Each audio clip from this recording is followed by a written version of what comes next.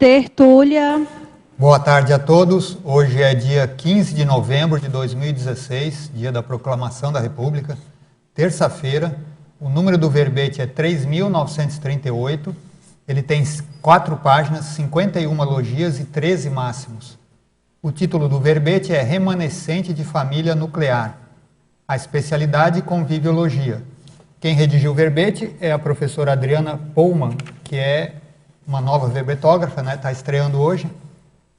Então, a professora Adriana é brasileira, natural de Lages, em Santa Catarina, é formada em serviço social, especialista em saúde pública, é isso? Ela é voluntária da Conscienciologia desde 2003, docente de Conscienciologia desde 2004 e tenepsista desde 2010. Atualmente, ela é voluntária do Instituto Internacional de Projeciologia e Conscienciologia na sede e núcleo São Miguel do Oeste, é isso? Então vamos aqui, depois ela vai falar mais sobre a questão da escrita do verbete, mas vamos aqui à definição.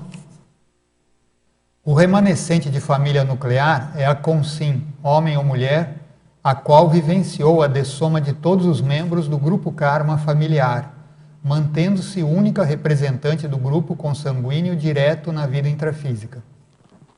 Na pensenologia, o holopensene pessoal do remanescente de família nuclear, os patopensenes vitimizadores, os monopensenes, a ruminação pensênica, o carregamento autopensênico no SEM, os ortopensenes superadores, a ortopensenidade e a reflexão pensênica dos fatos. Agora na fatologia. A última consim da família, o fato de o remanescente de família nuclear não deixar herdeiros, a única pessoa a sustentar o ramo familiar, o fato de a família poder terminar com a dessoma do remanescente da família, a autovitimização enquanto modus operandi de ser em algumas situações, o ganho secundário recebido enquanto vítima, a autopiedade, o assunto mal resolvido, a ausência da autoassistência, a busca por respostas, o ato de não querer mais o papel de vítima, o auto-imperdão cosmoético e o hétero-perdão à família, a aceitação dos fatos, a superação consciente dos fatos, o auto-exemplarismo de superação, a dedicação à família consciencial, o duplismo proexológico. Agora, na parafatologia, a autovivência do estado vibracional profilático, os acoplamentos com consciências amauróticas, a influência extrafísica desestabilizadora emocional, as projeções semiconscientes, as projeções conscientes assistenciais, a sinalética energoparapsíquica pessoal, as percepções extrafísicas amparadoras, os insights amparados, a autoassistência extrafísica e a heterassistência extrafísica.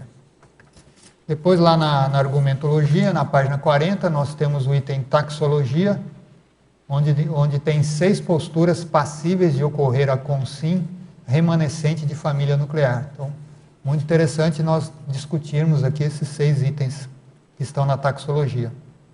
Agora, na remissiologia, nós destacamos assistenciologia grupo kármica, convivência familiar sadia, convivência prioritária, inteligência conviviológica, reeducação recíproca e travão familiar. Também nós lemos só alguns, tem 15 itens aqui na remissiologia. Agora, na frase enfática. A condição do remanescente de família nuclear é excepcional e temporária e, quando cosmoética, pode ser vista como oportunidade evolutiva, interassistencial, proexológica e recicladora. Você, leitor ou leitora, já se imaginou remanescente de família nuclear? Qual seria a postura pessoal mais madura diante desta condição? Agora aqui a mega análise com 20 itens, que é feita pela equipe da Enciclosapiens, que é composta pela Ana Rocha, o Cláudio Monteiro, a Marilene Raganin e a Zilá Padilha. São 20 palavras marcantes aqui no verbete. Perda, último, restante, linhagem, parentela, desapego, libertação, superação, afetividade, temporária, grupo karma, proexológica, conviviologia, egokarmologia, intrafisicologia, recomposição, autoassistência, desprendimento, amadurecimento e grupo karmologia. Bom, antes da gente passar aqui para as perguntas, a gente pede então para a verbetógrafa, a professora Adriana, para ela falar alguma coisa, o que te levou a escrever esse verbete, o que te motivou a pesquisar esse assunto. Bom, a motivação primeiro foi pela vivência, né, que eu tive, que foi uma coisa que para mim foi uma surpresa, né, não era algo que eu esperava, de chegar aos 35 anos de idade e ter a minha família nuclear dessomada, no caso, né. Minha mãe dessomou quando eu tinha 35 anos e o meu pai quando eu tinha 28, né. Então, eu queria entender melhor o que foi que aconteceu, por que isso tudo veio ao meu encontro, digamos assim, né. O primeiro aspecto foi isso, até para me ajudar a superar esse processo todo, né. Não foi um processo simples, não é fácil, o processo da dessoma e o processo da perda, ela envolve muitas questões, né. Nós éramos uma família que nós nos dávamos muito bem. Nós tivemos, lógico, muitas dificuldades, mas ao longo dos anos nossa convivência era uma convivência muito positiva e queria entender um pouco mais isso, assim. A segunda motivação que eu observo é que, observando as outras famílias, né, porque daí quando você já está com a questão mais resolvida, na sua questão própria com a tua família, eu vejo que ainda existem muitas pessoas que mantêm relações com muita dificuldade, com muito conflito com seus familiares. E, às vezes, perdem a oportunidade de resolver suas pendências, suas questões, acertar suas questões kármicas. A gente não vem por acaso numa família, né? A gente tem um contexto. Tem uma frase do professor Valdo, que eu gosto muito, é que ninguém recebe determinada mãe, determinado pai gratuitamente. Existem laços profundos entre as consciências que evoluem juntos. Então, a gente vem nesse grupo para um processo de aprendizado. Muitas vezes, os maiores desafios kármicos de muitas consciências estão dentro do próprio grupo familiar. Então, eu observo que quando você consegue compreender melhor e se resolver com esse grupo, você tem mais condições de fazer até mais assistência. Você sai desse processo mais ego e grupo kármico e começa a pensar numa questão até mais policármica mesmo. Então, foram essas as duas motivações maiores que eu tive, compreender o processo e poder ajudar as outras pessoas que têm família, né? O meu verbete não é só para quem não tem família, ao contrário, é também para quem tem família, né? Aproveitar as oportunidades evolutivas. Agora, só te perguntar, você tem irmãos? Não, eu não tenho. Então, qual é o meu contexto, né? Eu sou filha única, meus pais se somaram, eram jovens, então, do meu núcleo familiar só sou realmente eu. Eu sou a última da família do meu pai e da minha mãe. Os meus pais, a minha mãe sofreu um aborto natural, mas fiquei só eu que ressomei realmente. Interessante. Então nós vamos aqui às perguntas dos teletertulianos, mas todos vocês aqui presentes, a hora que quiserem perguntar, é só levantar a mão e a gente passa aí para vocês. Aqui é o nosso assíduo teletertuliano de Curitiba, o Eduardo Doria, sempre um dos primeiros. Então ele pergunta, a verbetógrafa Adriana, em estrangeirismologia, na página 37, existe a sensação real da freedom grupo kármica em todo o remanescente da família nuclear após décadas de vivência conjunta com quem dessomou? Esse processo de libertação é um processo íntimo, né? É quando você sente que a dessoma aconteceu, mas você se resolveu em relação às outras consciências. Então, às vezes a pessoa dessoma a família dela, mas ela fica se sentindo com uma mágoa, ela tem alguma questão pendente. Então, esse freedom é uma liberdade no sentido em que a gente se liberta, se libera e libera as consciências da nossa família para que elas possam continuar o processo delas e eu possa continuar o meu processo. Então, porque assim, a dessoma não é o fim de uma relação, é um fim de uma relação nesta vida intrafísica. Nós continuamos nos reencontrando, então é aquela história, ninguém perde ninguém. Morrer é mudar literalmente de dimensão. Então, nós estamos intrafisicamente nessa dimensão física e as consciências que dessomaram, que morreram, foram para uma dimensão extrafísica. Essa liberdade é uma postura íntima da pessoa no processo da resolução dela do ponto de vista kármico em relação a eles. Então, às vezes a pessoa não ter família não significa que ela se sinta livre. Às vezes ela se sente presa com outras questões mal resolvidas com a família dela ou às vezes questões da própria sociedade.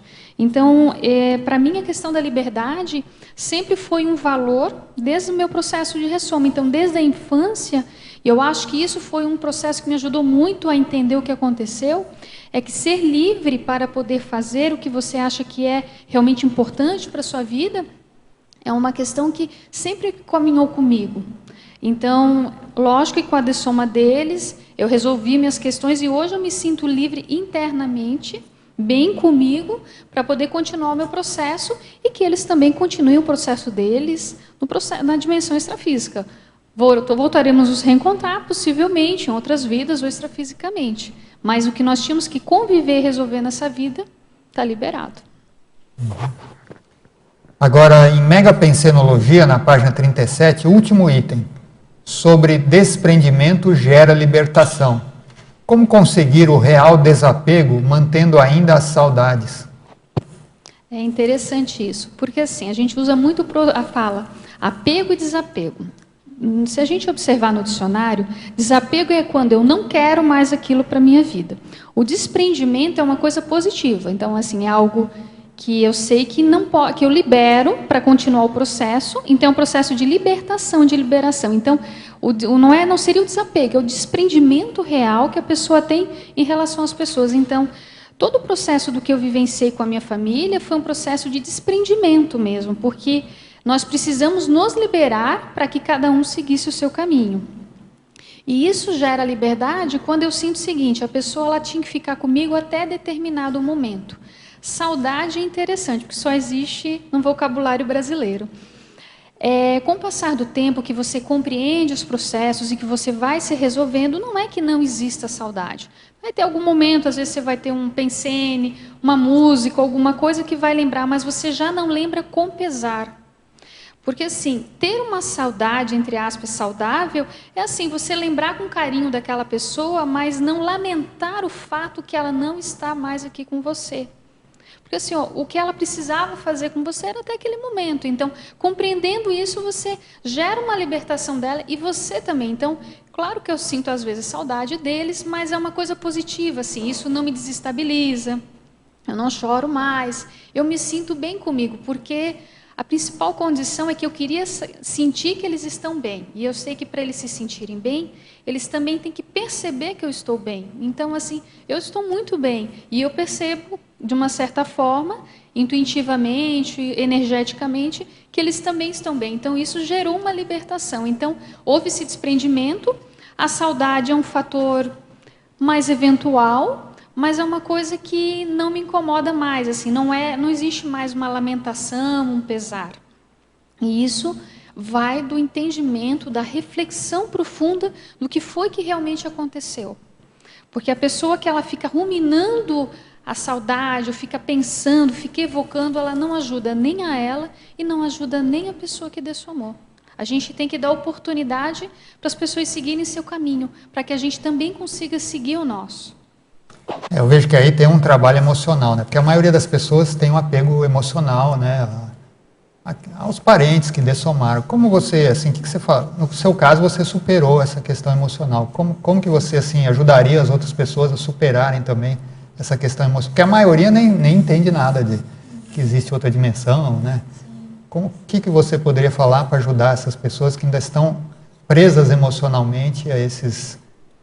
Seja parentes, companheiros, né, que dessomaram. Uma coisa que me ajudou bastante foi primeiro compreender o meu contexto de vida. E compreender como é que eu encontrei essas pessoas. E aí eu fiz uma reflexão profunda, assim, qual a relação que eu tinha com a minha família, no caso. E o que eu diria para as pessoas? Eu acho que primeiro a gente tem que entender que tipo de relação que a gente estabelece com a família. Na grande maioria das vezes, nós estabelecemos uma relação de posse com as pessoas que estão próximas a gente. As nossas relações normalmente são baseadas no processo de uma dependência emocional. E, na verdade, não é que nós não devemos ser dependentes emocionalmente de ninguém, também não quer dizer que a gente seja totalmente independente. A gente tem que ser interdependente. As pessoas na nossa vida têm um papel de complementariedade. Então, assim, eu tenho que ser suficiente para mim na questão básica, dessa questão afetiva, e a outra consciência, a outra pessoa, ela vem com uma complementariedade. Então, quando eu compreendo isso, fica mais fácil eu entender por que as pessoas vêm e vão na minha vida. Mesmo a família, que a gente tem aquela ideia que é uma coisa meio que para sempre, que eu falo ali do mito da família eterna, né? Então, a pessoa, ela ressoma, ela acha que ela vai passar o resto da vida com a família dela, só que ao longo da vida, às vezes, nós passamos por situações mais delicadas. Então, eu acho que primeiro compreender que relação que você estabeleceu com essa pessoa e tentar, o máximo possível, pensar o seguinte, assim, o que é o melhor para mim e o que é o melhor para ela? É melhor para mim ficar pensando nela, chorando por causa dela? Será que eu não estou, de uma certa forma, chamando ela ou não dando oportunidade dela fazer as coisas? Assim, as pessoas, elas não deixam de existir. Elas continuam existindo de alguma maneira. E cada vez que eu tenho uma questão emocional mal resolvida, eu evoco isso e eu gero um processo nessa outra consciência. Então, ficar pensando, chorando, isso não vai ajudar. Ao contrário, se eu me resolver pensar sobre isso e refletir, vai trazer o seguinte, olha, o que era o melhor para todos? É aquele princípio do melhor para todos. O melhor para todos é o quê? Era ela aí? Então ela tem que continuar lá. E eu vou continuar aqui. Então, esse desprendimento, ele é uma questão de reflexão profunda. Não é nada simples, não foi de um dia para outro. Mas, para mim, todo o conteúdo, o conhecimento que eu tinha de conscienciologia me ajudou. Quando eu passei a primeira dessoma, que foi do meu pai, eu era voluntária novata. Tinha começado o voluntariado há 2 meses. Eu estava na minha 2ª aula do CPC. E eu tive a aula do paradigma consciencial. E foi tão interessante que eu sempre digo que aquela aula do paradigma que foi o diferencial. Porque eu tive aula no sábado, meu pai dessomou no domingo. E aí eu compreendi o seguinte, não.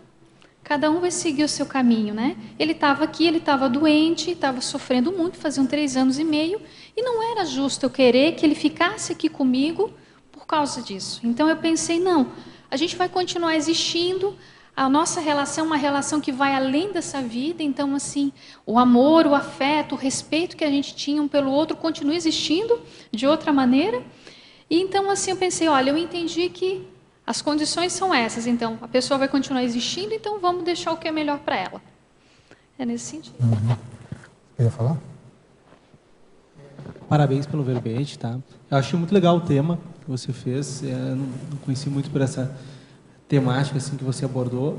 Queria te fazer 2 perguntas. Na parte de sindromologia, eu não conhecia essa aqui, síndrome de Bruce Wayne. Você que criou? Você viu alguma? Foi você que criou? Achei bacana, bem original, né? E nas suas pesquisas, geralmente esse tema eu via muito sempre abordado como uma questão mais doentia, mais nosográfica, porque tem até filmes, tudo se aborda muito em termos quando ocorrem chacinas, às vezes sobra uma pessoa e tem aquela testemunha ocular, acidentes, se fala muito, né, de ter um sobrevivente só da família. O que você viu isso aí de cosmograma? O que foi a sua opinião dentro dessa pesquisa? Assim, eu já vi muito material nisso no holociclo, em parte de acertos grupocármicos e tal. Geralmente tinha algumas matérias nesse sentido. Mas eu queria saber que você falasse um pouquinho nesse sentido, desses relatos que tem mais... em termos na mídia, sendo de acidentes, né, de tragédias sobre esse assunto. Queria que você comentasse um pouco, qual é a tua opinião, o que você viu nas suas pesquisas aí, não sei se você mexeu com essa área. O remanescente de família nuclear, como eu comentei aqui, ele é um tema neutro. Ou seja, você tem o remanescente, que é uma condição mais cosmoética, mais positiva, mas você também tem o remanescente dentro de um contexto mais patológico. Quando eu pensei na síndrome do Bruce Wayne, porque eu já vi alguns filmes do Batman. E o que me chama a atenção é o seguinte, porque assim, na história, ele é uma pessoa que ele tem muito dinheiro, ele cria um alter ego, que é o Batman, para combater a justiça, e a justificativa que ele dá para isso é que a família dele morreu tragicamente, morta por bandidos, e ele justifica fazer toda aquela parte do justiceiro no processo como uma forma de vingança para tentar se resolver em relação ao assunto. Então, assim, em vez de ele procurar compreender o que aconteceu, não, ele traz uma questão de vingança naquilo ali. Então, eu comecei a pensar o seguinte, isso não é uma coisa positiva. Porque, assim, ó, tragédias, acidentes, vamos pensar até nas questões das guerras, isso tudo acontece. E isso marca profundamente a consciência, se ela é uma criança, então, às vezes, isso quando acontece na infância, gera um impacto diferente já do que na vida adulta. A forma como aconteceu. Só que ali foi criado como se fosse um super-herói, dentro de uma condição que não é uma condição que ele não consegue superar o processo, esse é o mais sério, né? Porque ele está indo atrás e ele não consegue realmente resolver aquilo ali. E aí a gente tem, realmente, você tem muitos livros, coisas que abordam o seguinte, a pessoa ela sofreu uma grande injustiça e ela vai atrás de justiça para tentar compensar uma coisa que não é assim que se resolve. Não se vai resolver agredindo a outra consciência aquilo que é um processo interno seu, né? Então, eu pensei justamente nisso, observando vários filmes, eu não consegui, em termos de tanto de matéria escrita, mas observando os filmes, que isso não é uma coisa positiva. Tanto que eu propus a síndrome do Bruce Wayne, porque quando eu pensei, uma das ideias que me veio era abordar justamente isso, como não existe justificativa para você fazer qualquer coisa contra outra consciência porque você está mal internamente ou tentar jogar para um outro lado. Não tem isso. Nem com a justificativa de fazer justiça, né? Exatamente. Que justiça é essa, né? Agora, em Fatologia, na página 37, terceira linha. Por que surge a autovitimização enquanto modus operandi de ser em algumas situações? Quais seriam estas situações? Então, às vezes a pessoa está com uma série de questões para resolver e aí ela se justifica, porque eu realmente sou uma pessoa que aconteceu isso na minha família, aí hoje eu não estou bem, e ela vai justificando, e ela cria um modus operandi o seguinte, ela se auto-vitimiza, se acha a vítima do processo, porque alguém apontou o dedo para mim e aquilo aconteceu. Então, a pessoa ela acaba criando justificativas, se vitimizando, se achando assim a pessoa que precisa de toda a atenção do mundo, porque ela passou por aquilo. Então, ela pega alguns momentos, ela usa essa justificativa que ela teve uma grande perda na vida dela para justificar alguns atos que às vezes não são atos maduros. Então, isso é um processo muito sério, porque a vítima é o seguinte, ela está pedindo atenção para si. Então, ela quer que as pessoas vão lá, e uma das coisas que tem é a questão do ganho secundário. Quer dizer, é muito fácil eu bancar a vítima do processo, a coitada, porque daí eu vou ganhar carinho, vou ganhar afeto, atenção das pessoas.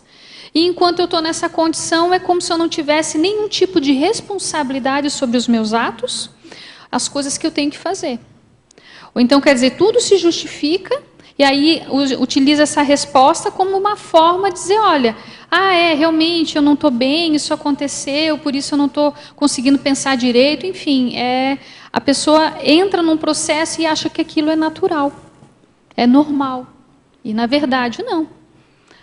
As coisas acontecem, e a gente tem que aprender a lidar com elas. Por isso que eu falo que existem dois tipos de remanescente, o imaturo e o maduro.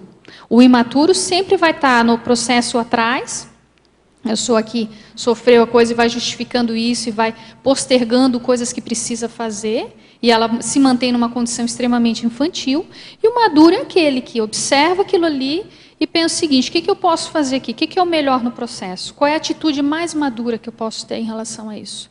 E ele toma uma atitude de adultidade. Então, não dá para a gente justificar um processo imaturo ad eterno por causa de uma situação ou duas que aconteceram na vida da gente. Nós estamos aqui para aprender a conviver com as consciências e também aprender a conviver com a ausência das consciências na nossa vida. Adriana, parabéns pelo verbete. Eu acho um tema muito interessante. Eu acho que mexe muito com a questão grupocármica, né? Que a gente ainda tem estudado bastante, né? E eu queria que você falasse um pouco mais na página 40, na exemplologia, que você fala do remanescente lúcido de família nuclear, o ciente dos parafatos envolvendo a dessoma de todos os membros do grupokarma familiar.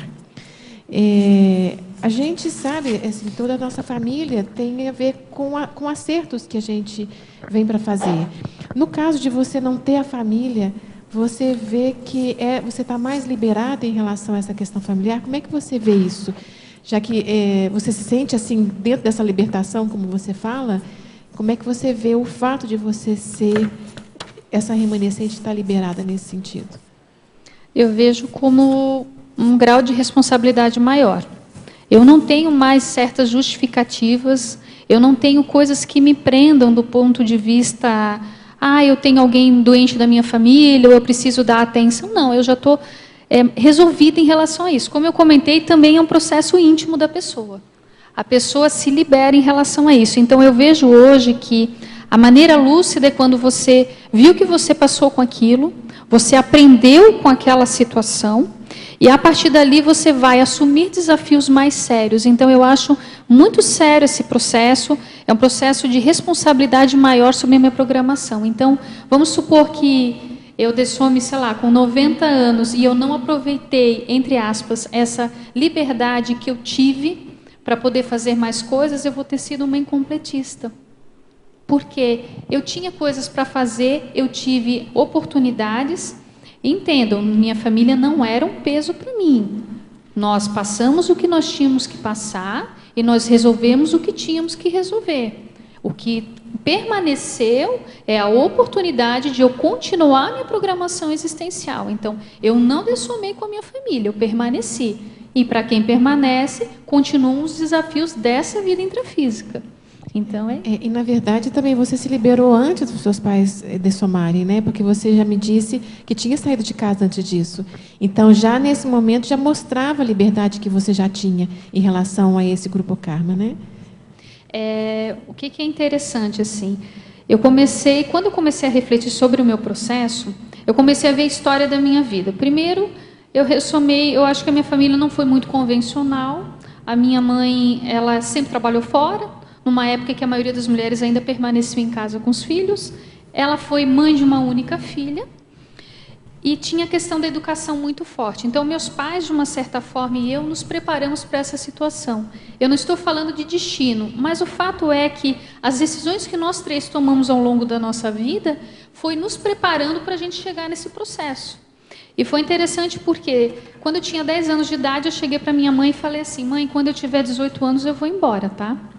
Eu vou para outra cidade, eu vou continuar a minha vida. Com 14 eu cheguei: mãe, eu vou embora para Florianópolis quando eu tiver 18 anos. E ela disse: mas onde é que tu tira isso? Não, eu pensava, vinha a ideia e eu chegava. Bom, faltava um mês para fazer 18 anos, eu passei no vestibular, saí do interior de Santa Catarina, que era Criciúma, a 200 quilômetros, e fui continuar a minha vida.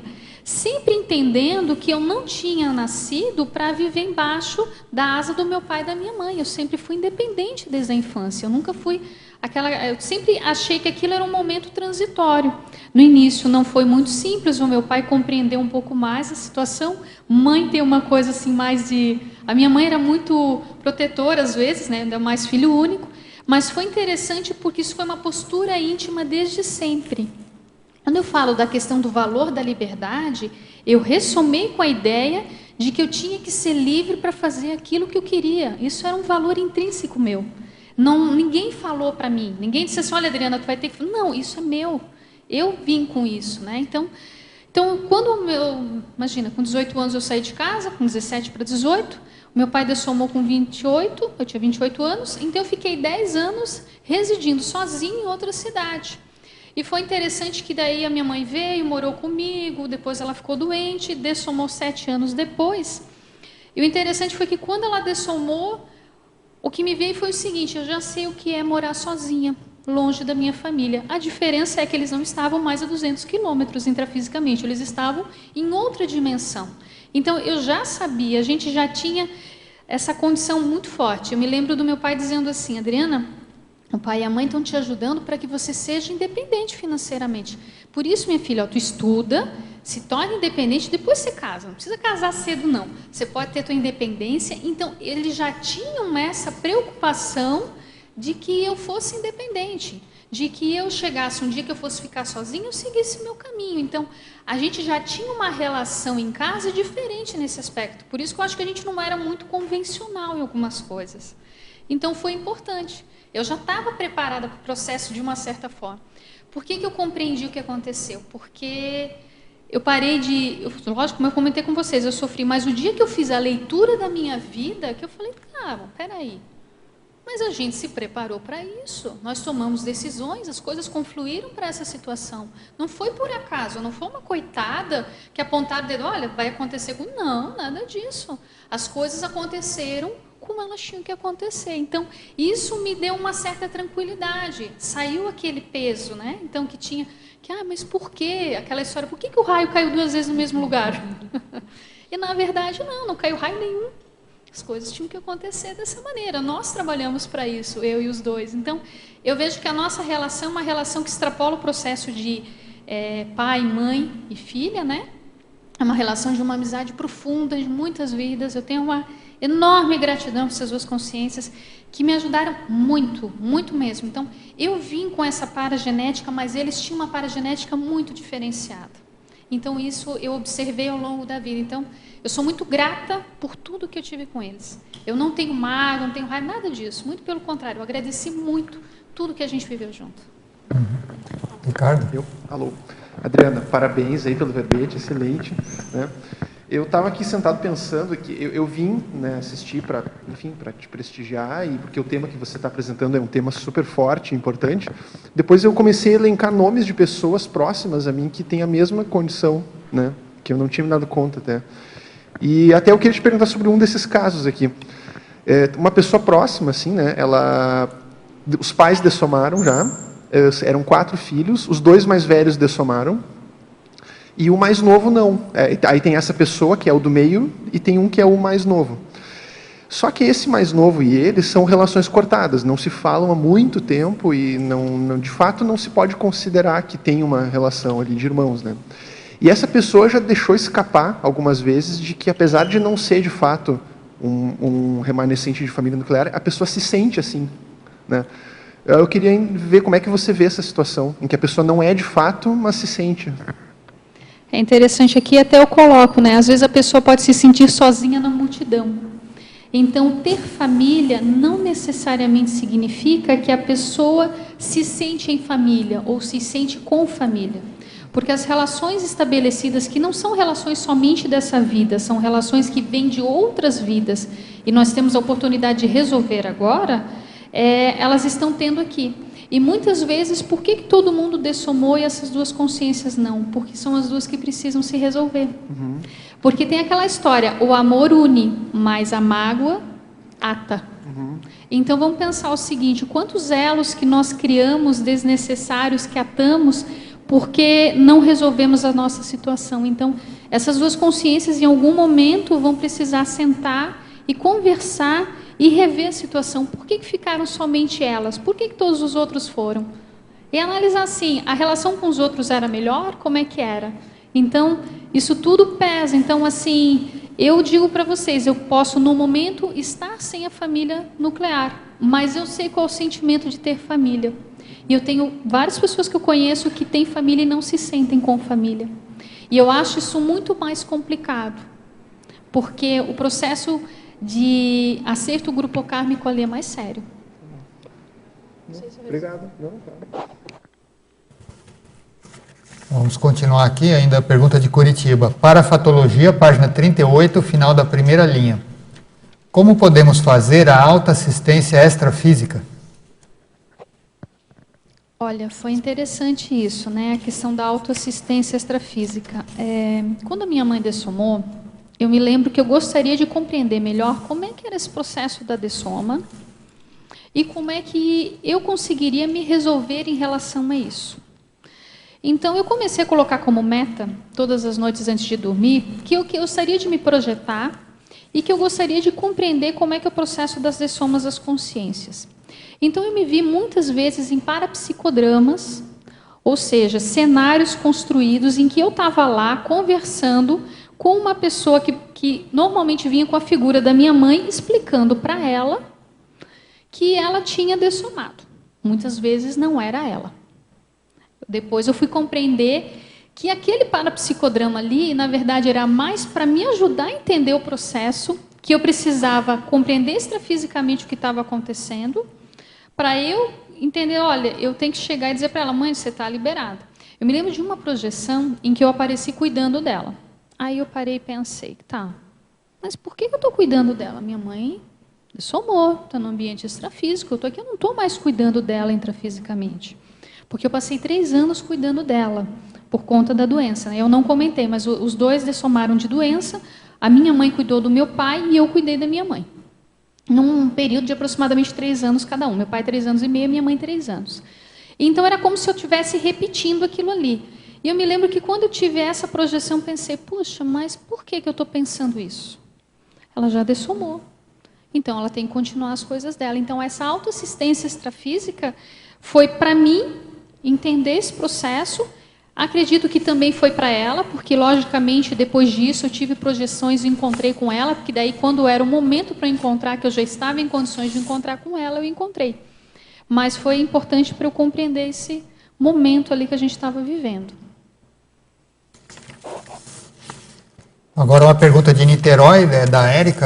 A Érica também é uma grande estudiosa de Conscienciologia.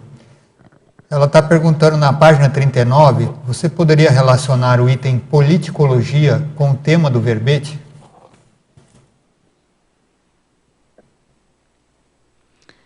Olha, então vamos pensar o seguinte.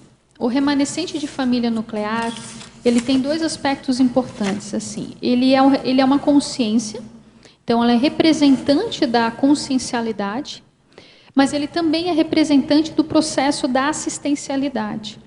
Então, o remanescente de família nuclear, ele tem que compreender o seguinte, assim, ele é uma consciência num processo evolutivo, que ele veio para cá, para um processo de aprendizado, para um processo de recomposição, de ajustes do que ele precisa fazer, e isso vai acontecer a partir da assistência que ele fizer para ele mesmo, dentro do contexto da remanescência, ou seja, compreendendo o que é ser remanescente, resolvendo suas situações pessoais e conseguindo e liberando as consciências que têm vínculo com ela, no caso, a família que dessomou.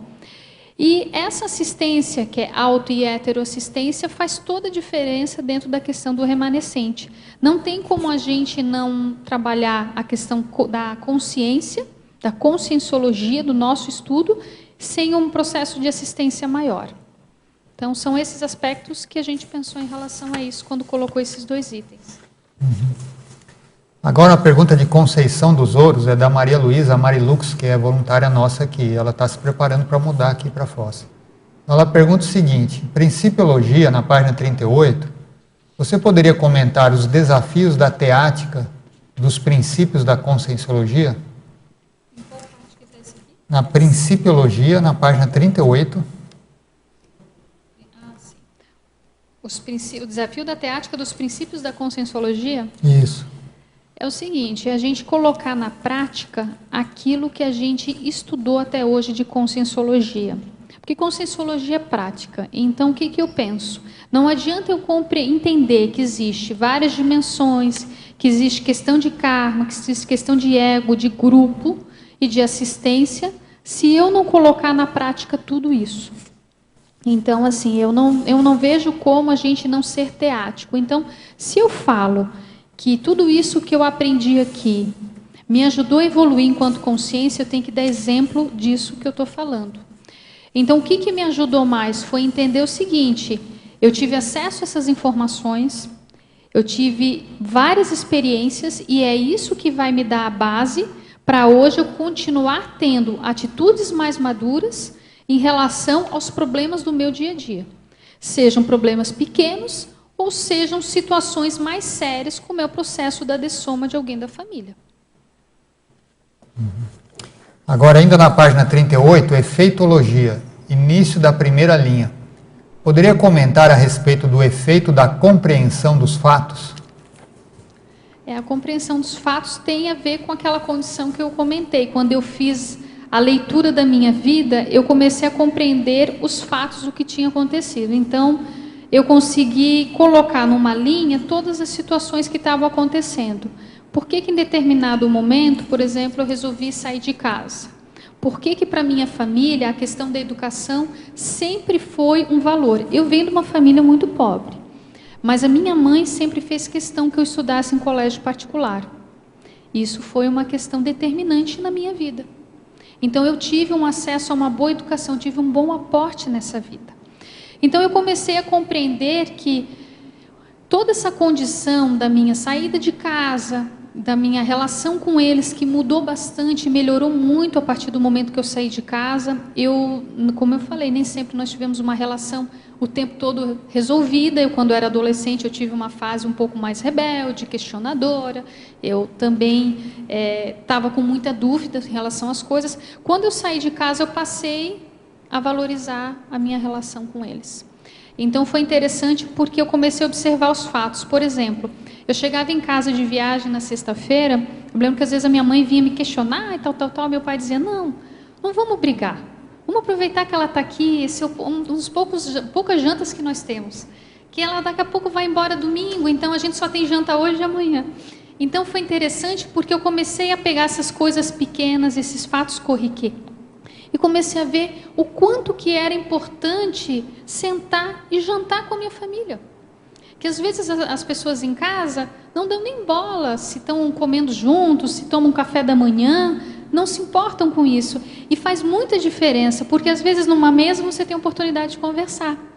Você tem a oportunidade de trazer coisas do teu dia a dia, trocar ideia, mesmo que sejam pessoas de outra geração ou pensem diferente, mas é interessante esse processo. Então, eu fui olhando os fatos da minha vida, as escolhas, como é que a gente se comportava, e eu comecei a compreender o seguinte: nós estávamos chegando numa condição, eu e eles, de resolução.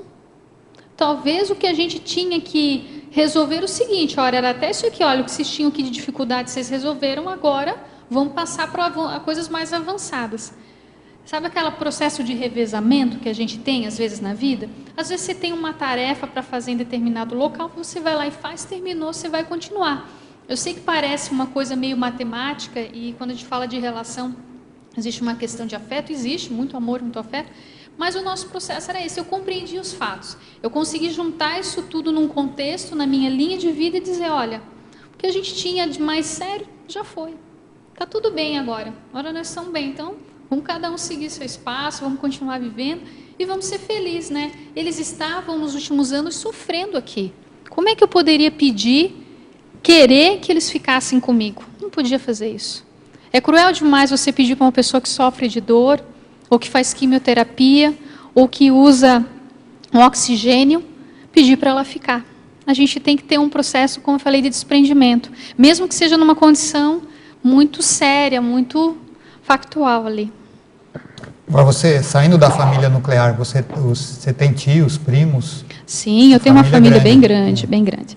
Eu tenho relações dentro da minha família, claro, né? Eu tenho uma tia que eu gosto muito, que é como uma mãe, eu tenho primos que são como irmãos, eu passo Natal com a minha família, a gente se divide, né? O Natal e o Ano Novo com a minha família, a família da minha dupla. Então, assim, lógico que já são relações um pouco diferentes do que é uma relação mais leve, mais tranquila. E foi interessante porque a partir do momento que dessomou minha família nuclear, a minha família também ficou impactada. Os meus tios, meus primos, foi difícil para eles, porque eles dessomou os irmãos deles, né?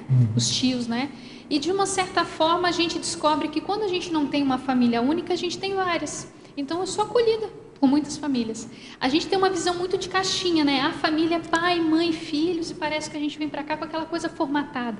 E, na verdade, a gente é uma consciência em evolução que ressomou nesse contexto, nessa família, e a gente vai ressomar em outras. A gente tem tudo muito, é isso, é isso, é isso. E eu aprendi uma coisa, assim, quando eu universalizei essa minha relação familiar, eu ganhei outras famílias. Então, hoje eu não tenho uma única família, eu tenho várias famílias. E que são muito queridas, que me tratam muito bem, que eu tenho muito afeto, e eu não tenho a mesma relação de dependência com eles e nem eles comigo. A relação está diferente, está mais tranquila ali. Sem falar na família consciencial, né? Que já é outra abordagem, né? Eu trago isso, assim, foi tão interessante, porque assim, quando a minha mãe dessomou, as primeiras consciências que apareceram para conversar comigo foram os meus colegas do IPC.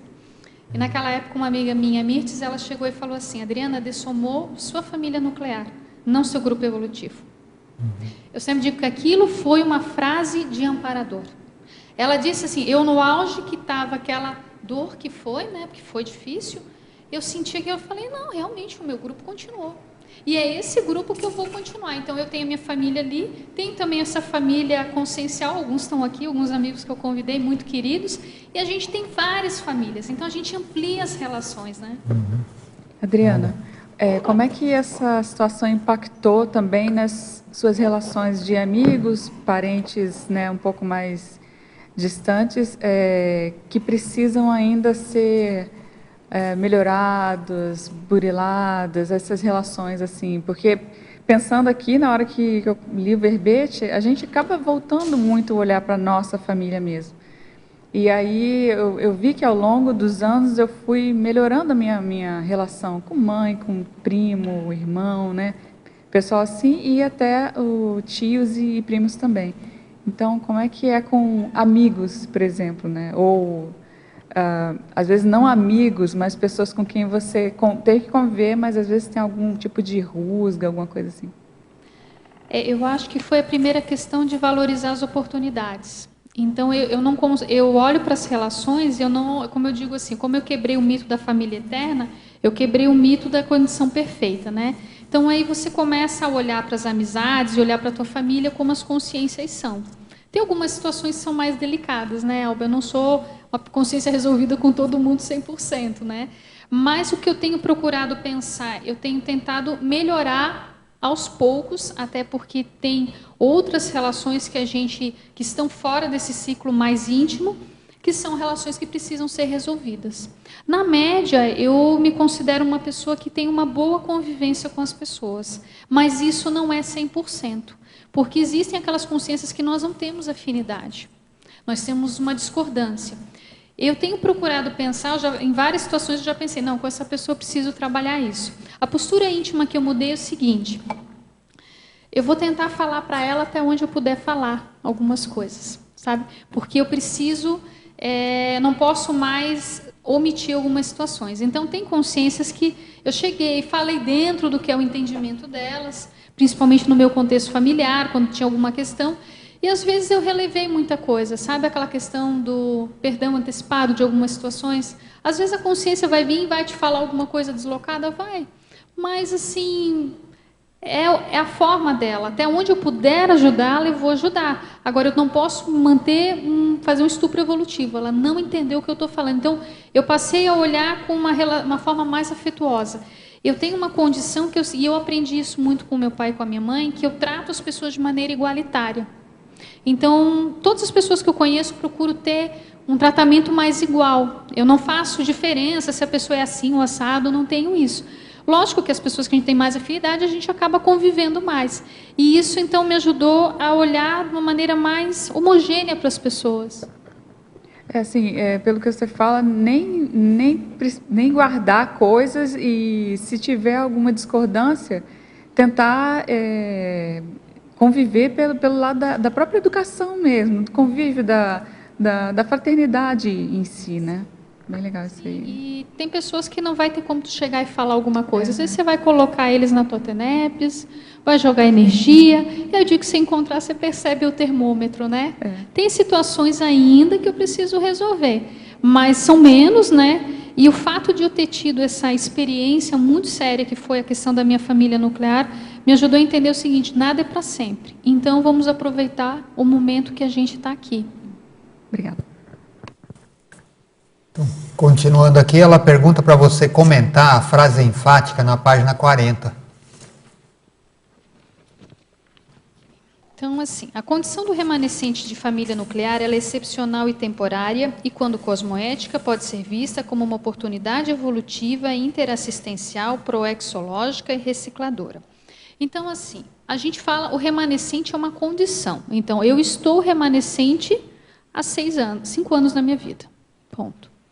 Essa condição de remanescente, ela é excepcional, porque a maioria das pessoas não passa por isso, a maioria das pessoas ainda tem família, claro, né? Mas ela é uma condição temporária, porque ela pode ser cessada em 2 momentos, ou com a minha dessoma, com a minha morte, ou caso eu vinha ter filhos. Então, tem esse processo aí. Por que eu coloquei quando é que ela é cosmoética? Quando ela é positiva.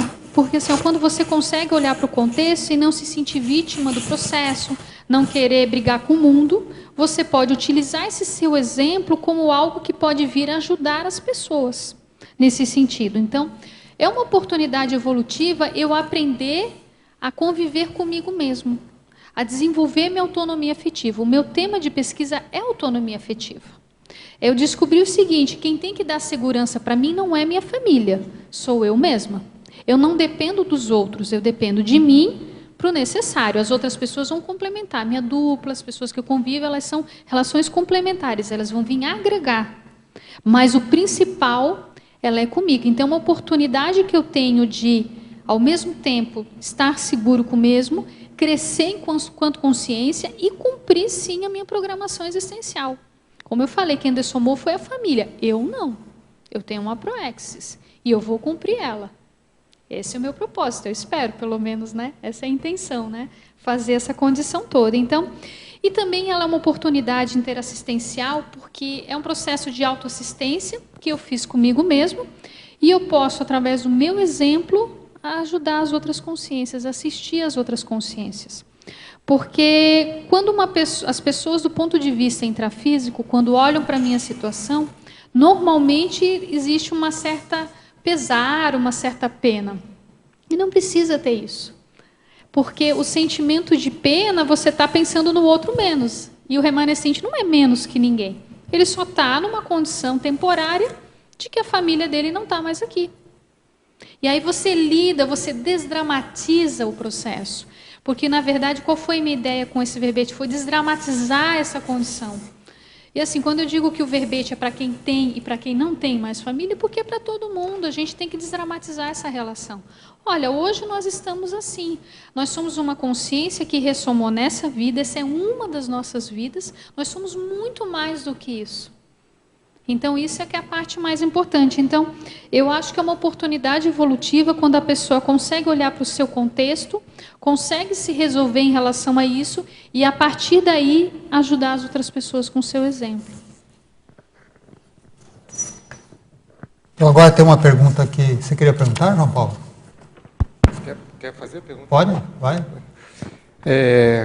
Com relação aqui, a numerologia, na página 38... São dois itens aqui da numerologia que eu queria que você comentasse, assim, ou exemplificasse. O primeiro é o estigma do remanescente, e ali na linha de baixo, o exemplo do remanescente. Qual pode ser o estigma, como você pode exemplificar, e o exemplo, de que maneira? O estigma seria o seguinte, eu sem família, né? É aquela consciência que perdeu toda a família, está sozinho, coitado. Então, é como se a pessoa olhasse de uma maneira estigmatizada e visse apenas aquilo como uma coisa ruim, um pesar. Não, a pessoa é uma sem família, coitada, tenho pena dela. Não é isso. Então, é uma questão de estigmatizar o processo. Todo remanescente sofre, todo remanescente chora em casa porque não tem família. Isso não é verdade. Existem remanescentes que sofrem, sim, mas tem remanescentes que estão bem com eles mesmos. Então, isso é um aspecto que é importante. Então, assim, do ponto de vista intrafísico, pode parecer uma coisa ruim, mas dependendo da forma como a pessoa lida, pode ser uma coisa positiva. Não é de todo ruim. Então, se eu sou uma remanescente porque eu resolvi as minhas questões mais sérias com a minha família, eu estou bem, eles estão bem, aonde isso é uma coisa ruim? Isso é um aspecto que é importante. O segundo ali é o exemplo.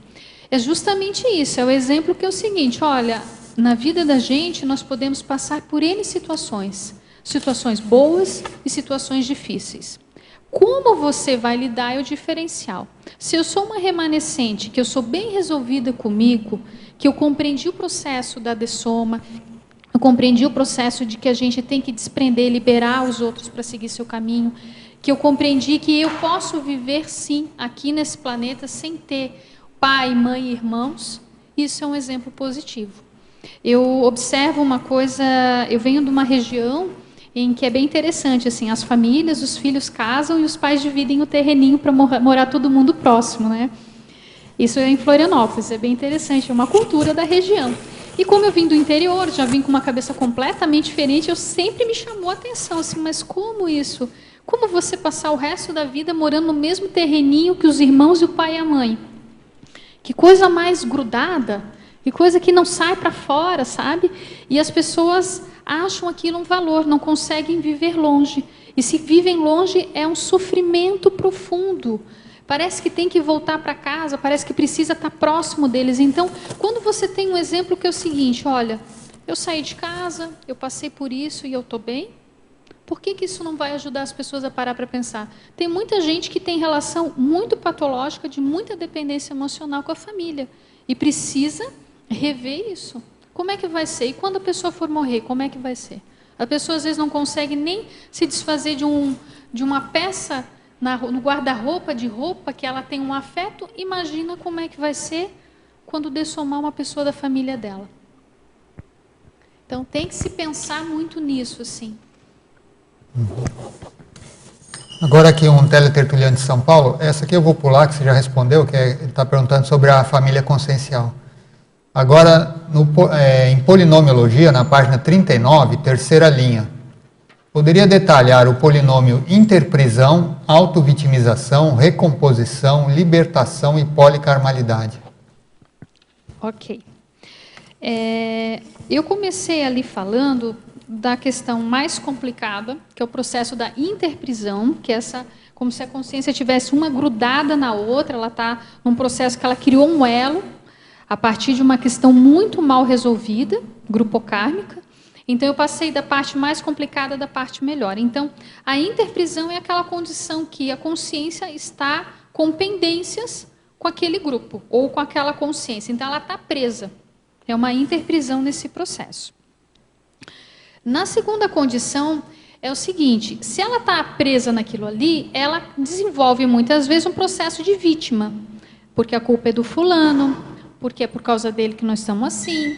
Ela não traz a responsabilidade para ela, para resolver a situação. Então, ela se vitimiza o tempo todo. Então, é mais fácil eu jogar a responsabilidade da relação mal resolvida com o outro do que eu resolver em relação a mim mesmo. Isso é um processo muito sério. Quando a consciência ela sobrepaira, ela consegue olhar para isso e pensar o seguinte, olha, não dá mais para viver desse jeito. Eu preciso me resolver. Ela começa a passar para a terceira parte, que é se resolver, acertar as questões kármicas e recompor essas relações. Tem a recomposição grupocármica, ela recompõe aquilo que era uma condição complicada, ela passa a se tornar uma coisa positiva, ela gera um efeito positivo, ela recompõe as relações que ela tem com esse grupo maior, no caso, ou menor, né? Depende da situação dela. Quando ela recompõe isso, ela liberta para que cada um possa se desprender e seguir os seus processos de uma maneira muito mais positiva em relação a isso. E, por fim, é a questão da policarmalidade. Quando eu comentei no início aqui para vocês, quando a gente pensa em fazer assistência, a gente pensa, eu gostaria de fazer assistência assim, assim, assado. Para a gente pensar numa assistência maior para as outras consciências, a gente começa fazendo primeiro assistência com a gente mesmo. E a gente começa nas nossas relações, com a gente e com as pessoas que estão próximas.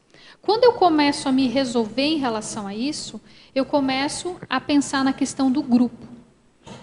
Quem são as consciências do grupo que eu preciso atender? Compreendendo que o conceito do grupo karma seriam todas as consciências que convivemos nessa vida e nas demais vidas anteriores, o nosso grupo karma é bem grande. Tem muita gente no pedaço. Então, nós temos muita gente para chamar de grupo karma. Mas temos alguns grupos específicos dentro do grupo karma que nós acabamos convivendo.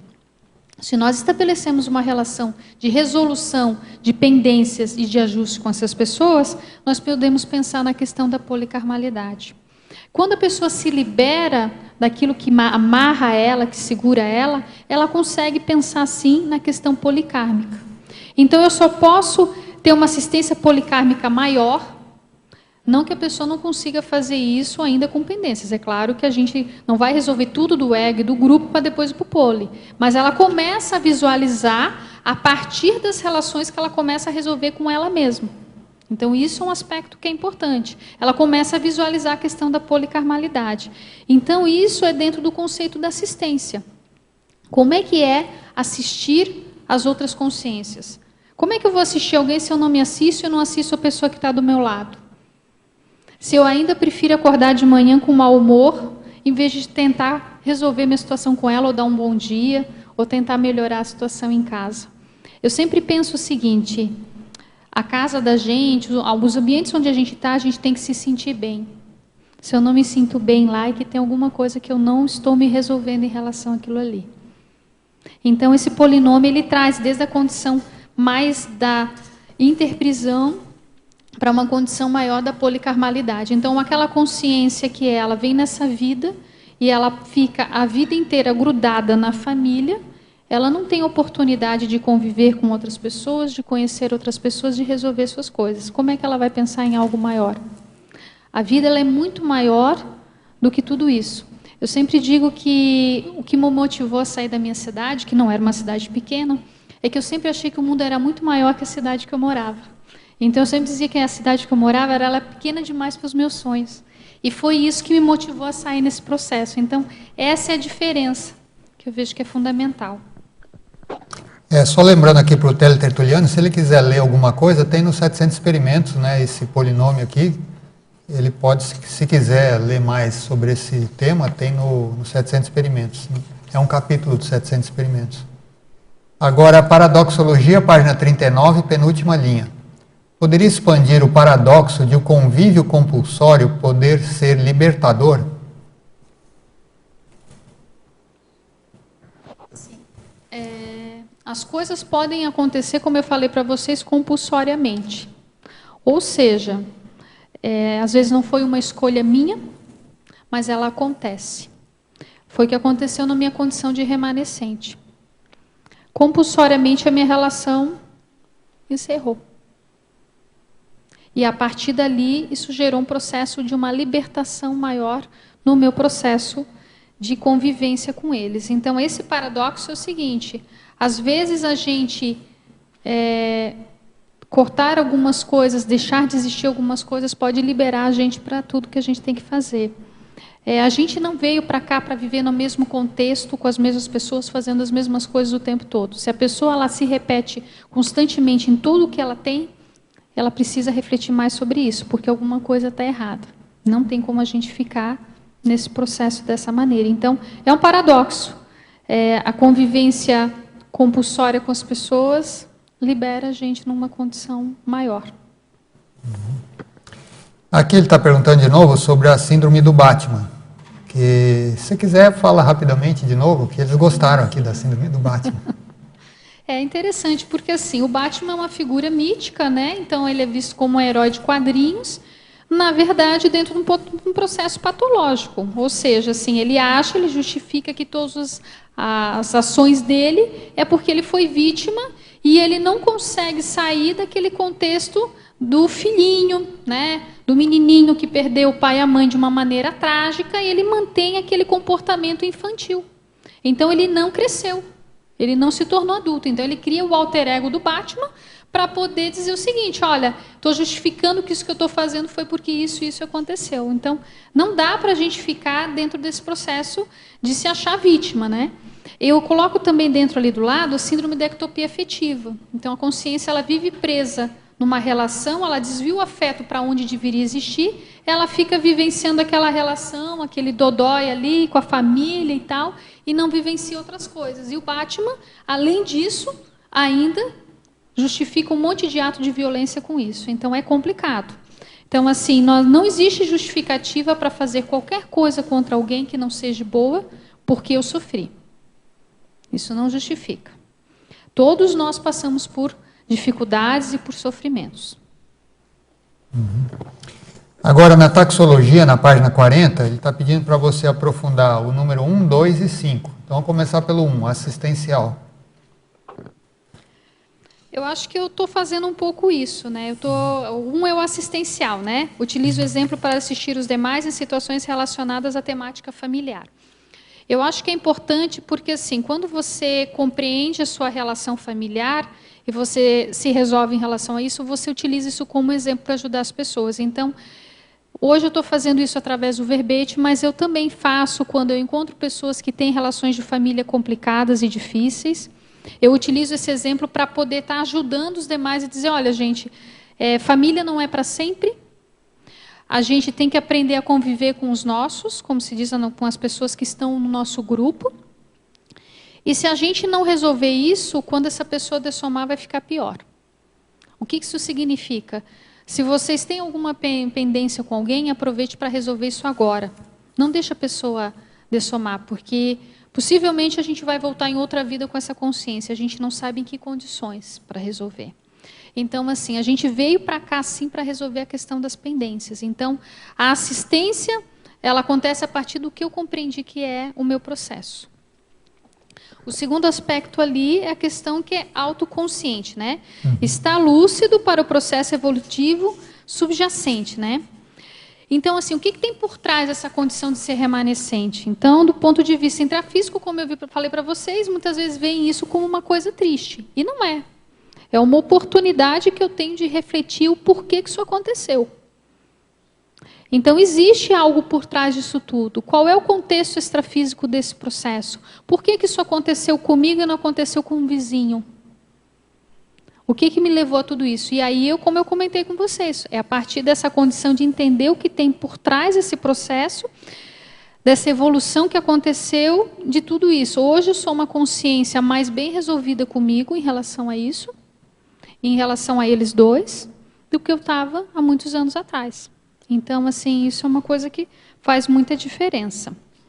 O 5 é a superadora, que sobrepaira a condição momentânea nessa vida enquanto remanescente. Para mim é o seguinte, eu estou remanescente, eu não sou uma consciência remanescente. Eu estou remanescente num contexto nessa vida bem específico, como eu falei, há 5 anos. Não sei quanto tempo vai durar, né, essa condição. Mas o fato é que essa é uma das minhas múltiplas vidas que eu tenho. Quando eu compreendo isso como um processo transitório, eu tiro aquela carga, aquele peso, e começo a me ver como uma consciência construindo os processos. Então, essa faz a grande diferença. Então, eu superei, porque assim, é interessante, porque superar parece o seguinte, é deixar de ser remanescente. Só existe 2 formas, eu comentei com vocês, e nenhuma das 2 estão nos meus planos, pelo menos por enquanto. Dessom vai demorar muito e filho eu não tenho plano. Mas o superar é superar o entendimento do que aconteceu. Isso é superar. É entender o que aconteceu de verdade. É fazer essa reflexão consigo. Por quê? Ok, eu entendi por quê. E agora, o que eu faço com isso? Vou continuar sentada aqui em casa chorando? Não. Vou continuar a minha vida.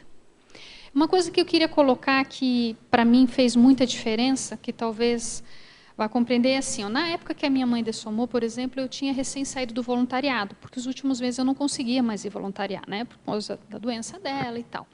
E eu me lembro que quando ela dessomou, eu fiquei pensando assim, eu não vou deprimir, isso é uma coisa que eu não me permito, não vou ficar para baixo. Então eu tirei um mês de férias, como se diz, né, um mês de férias que eu digo que eu estava muito cansada fisicamente, eu estava muito cansada mesmo ali, não dormia direito e tal, emocionalmente eu precisava me recompor. Passou esse um mês, eu falei, vou voltar a fazer o que eu fazia antes. O que era? Eu voluntariava. Continuei trabalhando, só tinha mantido o trabalho e a minha vida em casa, mais nada. A minha vida ficou 3 anos focado nisso. O último ano da doença dela que eu saí do voluntariado. Falei, olha, eu vou voltar para o meu voluntariado. Aí eu pensei, tá, mas eu estou, acho que até desconectada. Eu pensava assim, né? Então eu vou fazer o curso do assistenciologia. Vou com uma aluna. Tá, cheguei lá, sentei. Quem é que vai dar aula para mim? Os meus colegas que começaram a docência comigo. Aí eu comecei a olhar e falei, que vergonha, Adriana. Você está sentado aqui esperando ser assistida. Você tinha que estar lá dando aula com eles. Aí eu falei, bom, eu paguei o curso, eu vou até o final. Era sobre o Homo sapiens urbanizados, e eu estava com a meta de compreender o processo da dessoma, ok. E aí, lá pelas tantas, um dia eu estava subindo o elevador, né? Eu pensei, mas está tão bom, né, essa minha vida sem voluntariado, né? Só vou para casa cedo, não preciso mais à noite para o IPC, nem nada. Estava assim, aí eu subi, quando eu cheguei no 11º andar, que abre a porta, quem é que está me esperando? A professora do curso, que era a coordenadora, na época, que era a Mirtz. Adriana, é o seguinte, eu vim aqui te convidar, tu não quer voltar a voluntariar? Aí eu olhei, tá, eu volto. E foi interessante porque, assim, ó, foi muito rápido. Eu falei, olha o nível de autocorrupção que eu estava. Foram 5 minutos dentro do elevador, nem isso, 2 minutos dentro do elevador, até chegar ao 11º andar, que eu pensei, estava bom. Eu falei, não, eu vou voltar, porque... E aí foi interessante porque, a partir dali, eu comecei, nesse meu retorno para o voluntariado, eu fui convidada para epicentrar um curso de TENEPS. E eu não era tenepsista, até porque, para você ser tenepsista, eu não tinha nem como fazer TENEPS, né? Porque eu, naquela condição que eu estava muito enfraquecida, até energeticamente eu me sentia. Aí eu falei, bom, vou trabalhar no curso. Aí me pediram para divulgar o curso no GPC TENEPS, que estava voltando. Houve um pequeno problema lá de desentendimento. Lá pelas tantas eu levanto a mão, já dou sugestão. O que acontece? Eu sou convidada para participar do GPC TENEPS. Eu falei, olha, mas eu não sou tenepsista. Não, não tem problema, você vem. Aí eu ajudei ali a fazer as atividades. Epicentrei o curso do professor Mário, que era o Tenepsograma. E aí eu sei que, não preciso nem dizer, que no outro dia do Tenepsograma eu já comecei a minha TENEPS. Então, assim, em questão de 4 meses da dessoma da minha mãe, eu retornei, comecei a TENEPS e 2 meses antes eu já estava no voluntariado. E foi interessante porque eu retornei com o fôlego todo, muito animada. Passei 1 ano assim no estilo severino, né? Então eu não tinha uma função fixa. A Adriana tem que centrar tal curso, tá? Eu vou. E tem que fazer isso, eu vou. Tudo eu ia, né? Tudo isso. Não, vou aproveitar todas as oportunidades. Até que eu sou convidada para epicentrar o ECP1. E o ECP1, qual é o Mater Pensene, é um curso do IPC, reciclagem intraconsciencial. E aí meu colega lá da Consciencientrologia chegou e disse assim, olha, Adriana, você sabe que você vai assumir uma área importante aqui. Eu disse, não, eu sei. Você sabe qual é o Mater Pensene do ECP1? Sim, sim, eu sei, é reciclagem. Pois é, você vai ter que ser exemplo de reciclagem aqui dentro. As pessoas vão ter que olhar para você, Paulo Marreca, nosso amigo, e imaginar assim, a Adriana é a reciclagem. Eu falei, que responsabilidade. Eu falei, então, beleza. E isso tudo me ajudou. Quer dizer, eu já estava num processo, como eu falei, de recomposição, de compreensão, e a partir dali, liberou o processo todo. Então, eu acho assim, que eu sempre digo assim, que eu tive a oportunidade nessa vida de conseguir me ver em várias condições. E, sim, foi interessante que, a partir dali, eu assumi funções de maior responsabilidade, assumi coisas que eu nem imaginava, não estava no meu plano, e hoje eu vejo que foi importante. Então, assim, às vezes a gente observa que, se eu ficasse sentada em casa chorando e me sentindo a coitada, não ia dar certo.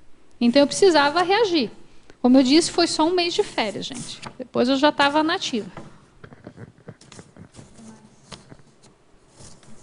Então, agora aqui uma pergunta de Florianópolis, é uma amiga sua. Parabéns pelo verbete, é a Aline. Então, ela está em numerologia, obrigada, na página 37, primeira linha. Poderia ampliar o contexto do remanescente e depois o holocarma do remanescente? Qual parte que está aqui, desculpa? Em numerologia, na página 37, primeira linha. Tá. Primeiro, ela está perguntando o contexto do remanescente. E, em seguida, o holocarma do remanescente. O contexto, ele pode ser muito diferenciado. Obrigada, né, Aline, aí, pelas perguntas. O contexto pode ser o mais variado possível. No meu contexto, como eu comentei, os meus pais adoeceram. Foram separados. Alguns têm contextos mais complicados. Pode acontecer da pessoa se tornar remanescente a partir de uma dessoma de um acidente na família, por exemplo, ou até uma situação mais drástica, ou pode acontecer na infância, pode acontecer na vida adulta. Enfim, o contexto de como a pessoa se torna remanescente, ele é um contexto muito variado.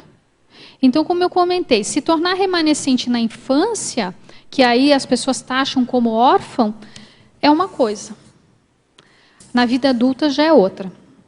Para uma criança, a dessoma da família, na fase mais importante, que ele mais precisa de atenção, de afeto e de orientação, é muito complicado. Num contexto adulto, você já tem mais elementos, por quê? Você já tem uma vida mais estabilizada. Foi interessante, quando a minha mãe dessomou, teve uma pessoa que chegou para mim e disse assim, olha, Adriana, agora você se tornou órfão. Eu falei, como assim órfão? Não me sinto órfã.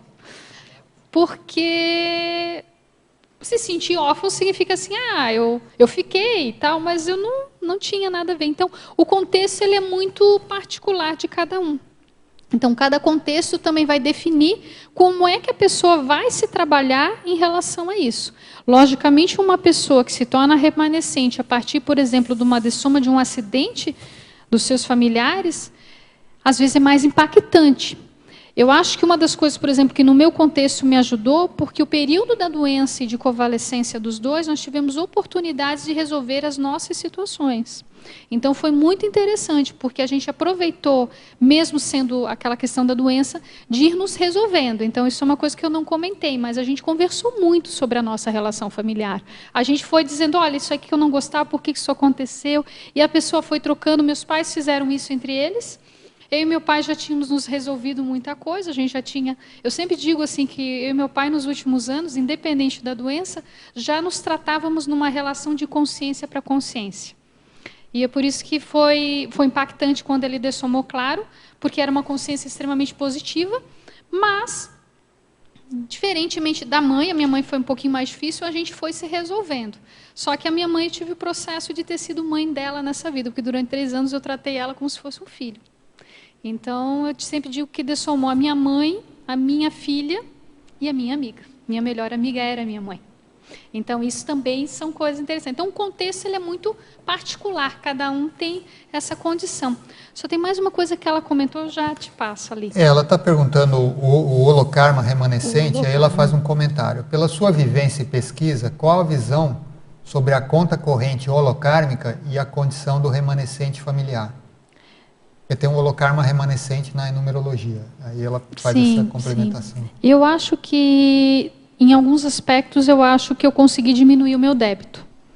Se o remanescente, no meu caso, se o remanescente ele tem a condição lúcida e madura de lidar com a situação e se resolver com os outros, ele dá uma diminuída na conta corrente dele. Então, ele alivia esses acessos, porque ele já começou a recompor o processo do grupo dele. Então, ele acertou a questão grupocármica. Então, ao mesmo tempo que eu diminuo o meu karma comigo mesmo, eu já também começo a resolver com a questão com o meu grupo nuclear. Então, eu acho que o holocarma vai ter um saldo mais positivo nessa condição. Eu sempre penso o seguinte, o serenão é a consciência, né, no caso, que mais tem paracicatriz. Então, na verdade, o nosso processo de maturidade vai passar por todas as paracicatrizes, né, que nós passamos nessa e nas diversas vidas. Então, eu já estou começando a cicatrizar algumas coisas em mim, nesse aspecto.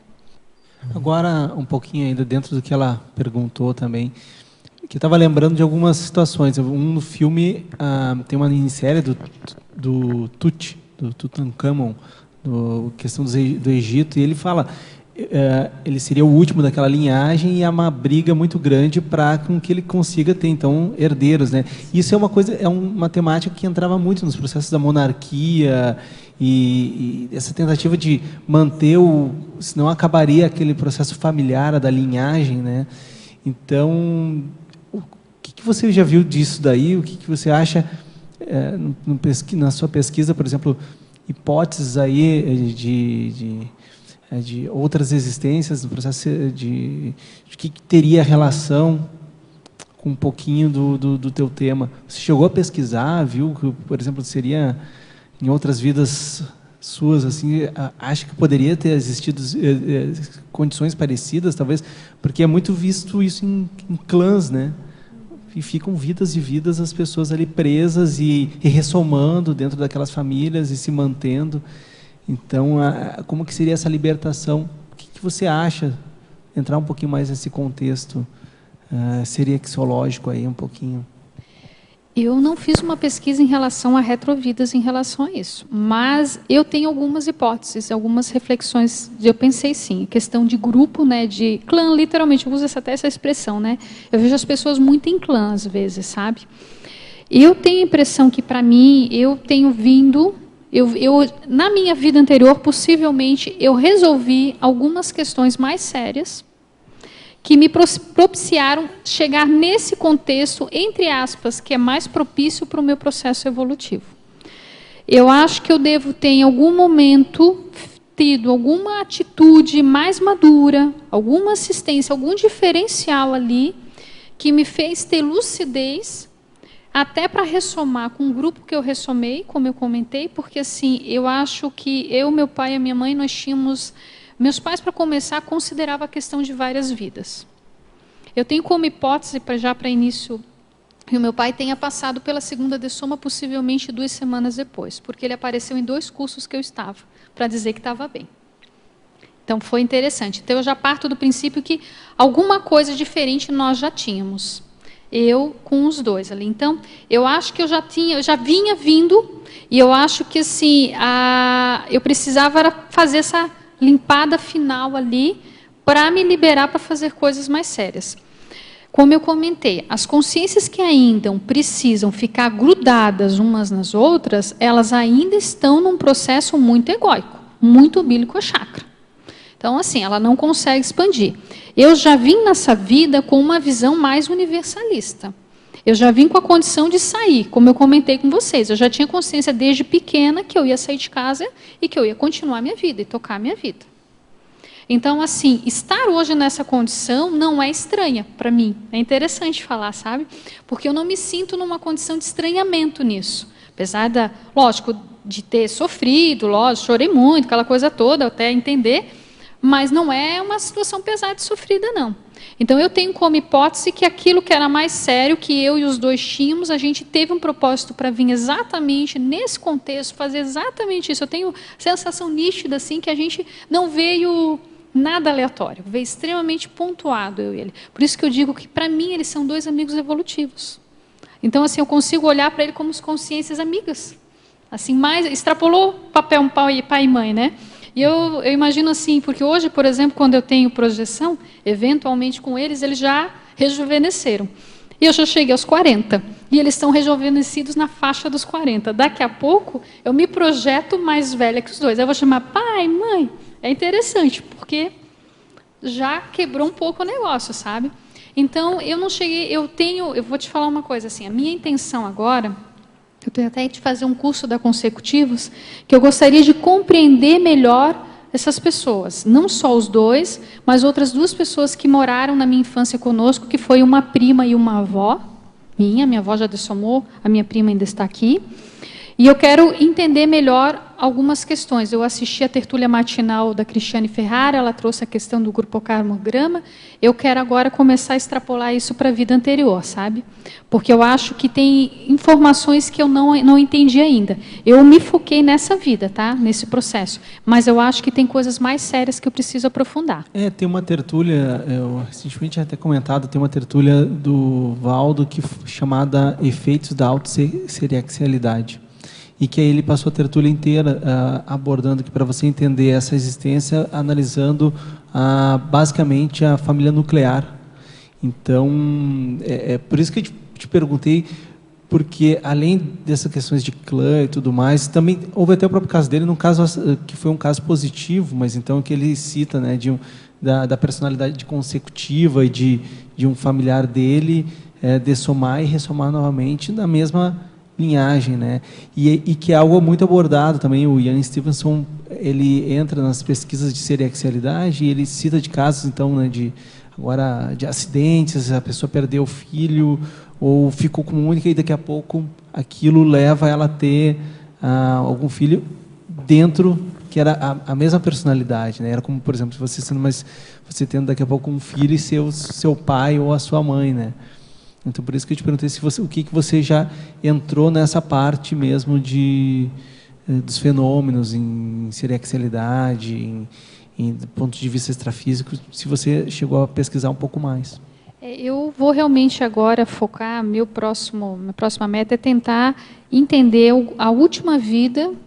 Não estou dizendo que seja exatamente a última vida, mas a última vida que foi significativa para eu chegar aqui. Pode ter sido a última, pode ter sido a penúltima, a gente não sabe. Mas o meu foco é isso. Inclusive, eu tive num campo esse ano do curso de posturas monárquicas, eu perguntei justamente para o professor para Consciex, ali na hora, para o Picon, e eu perguntei e ele me falou de um determinado período para eu estar estudando.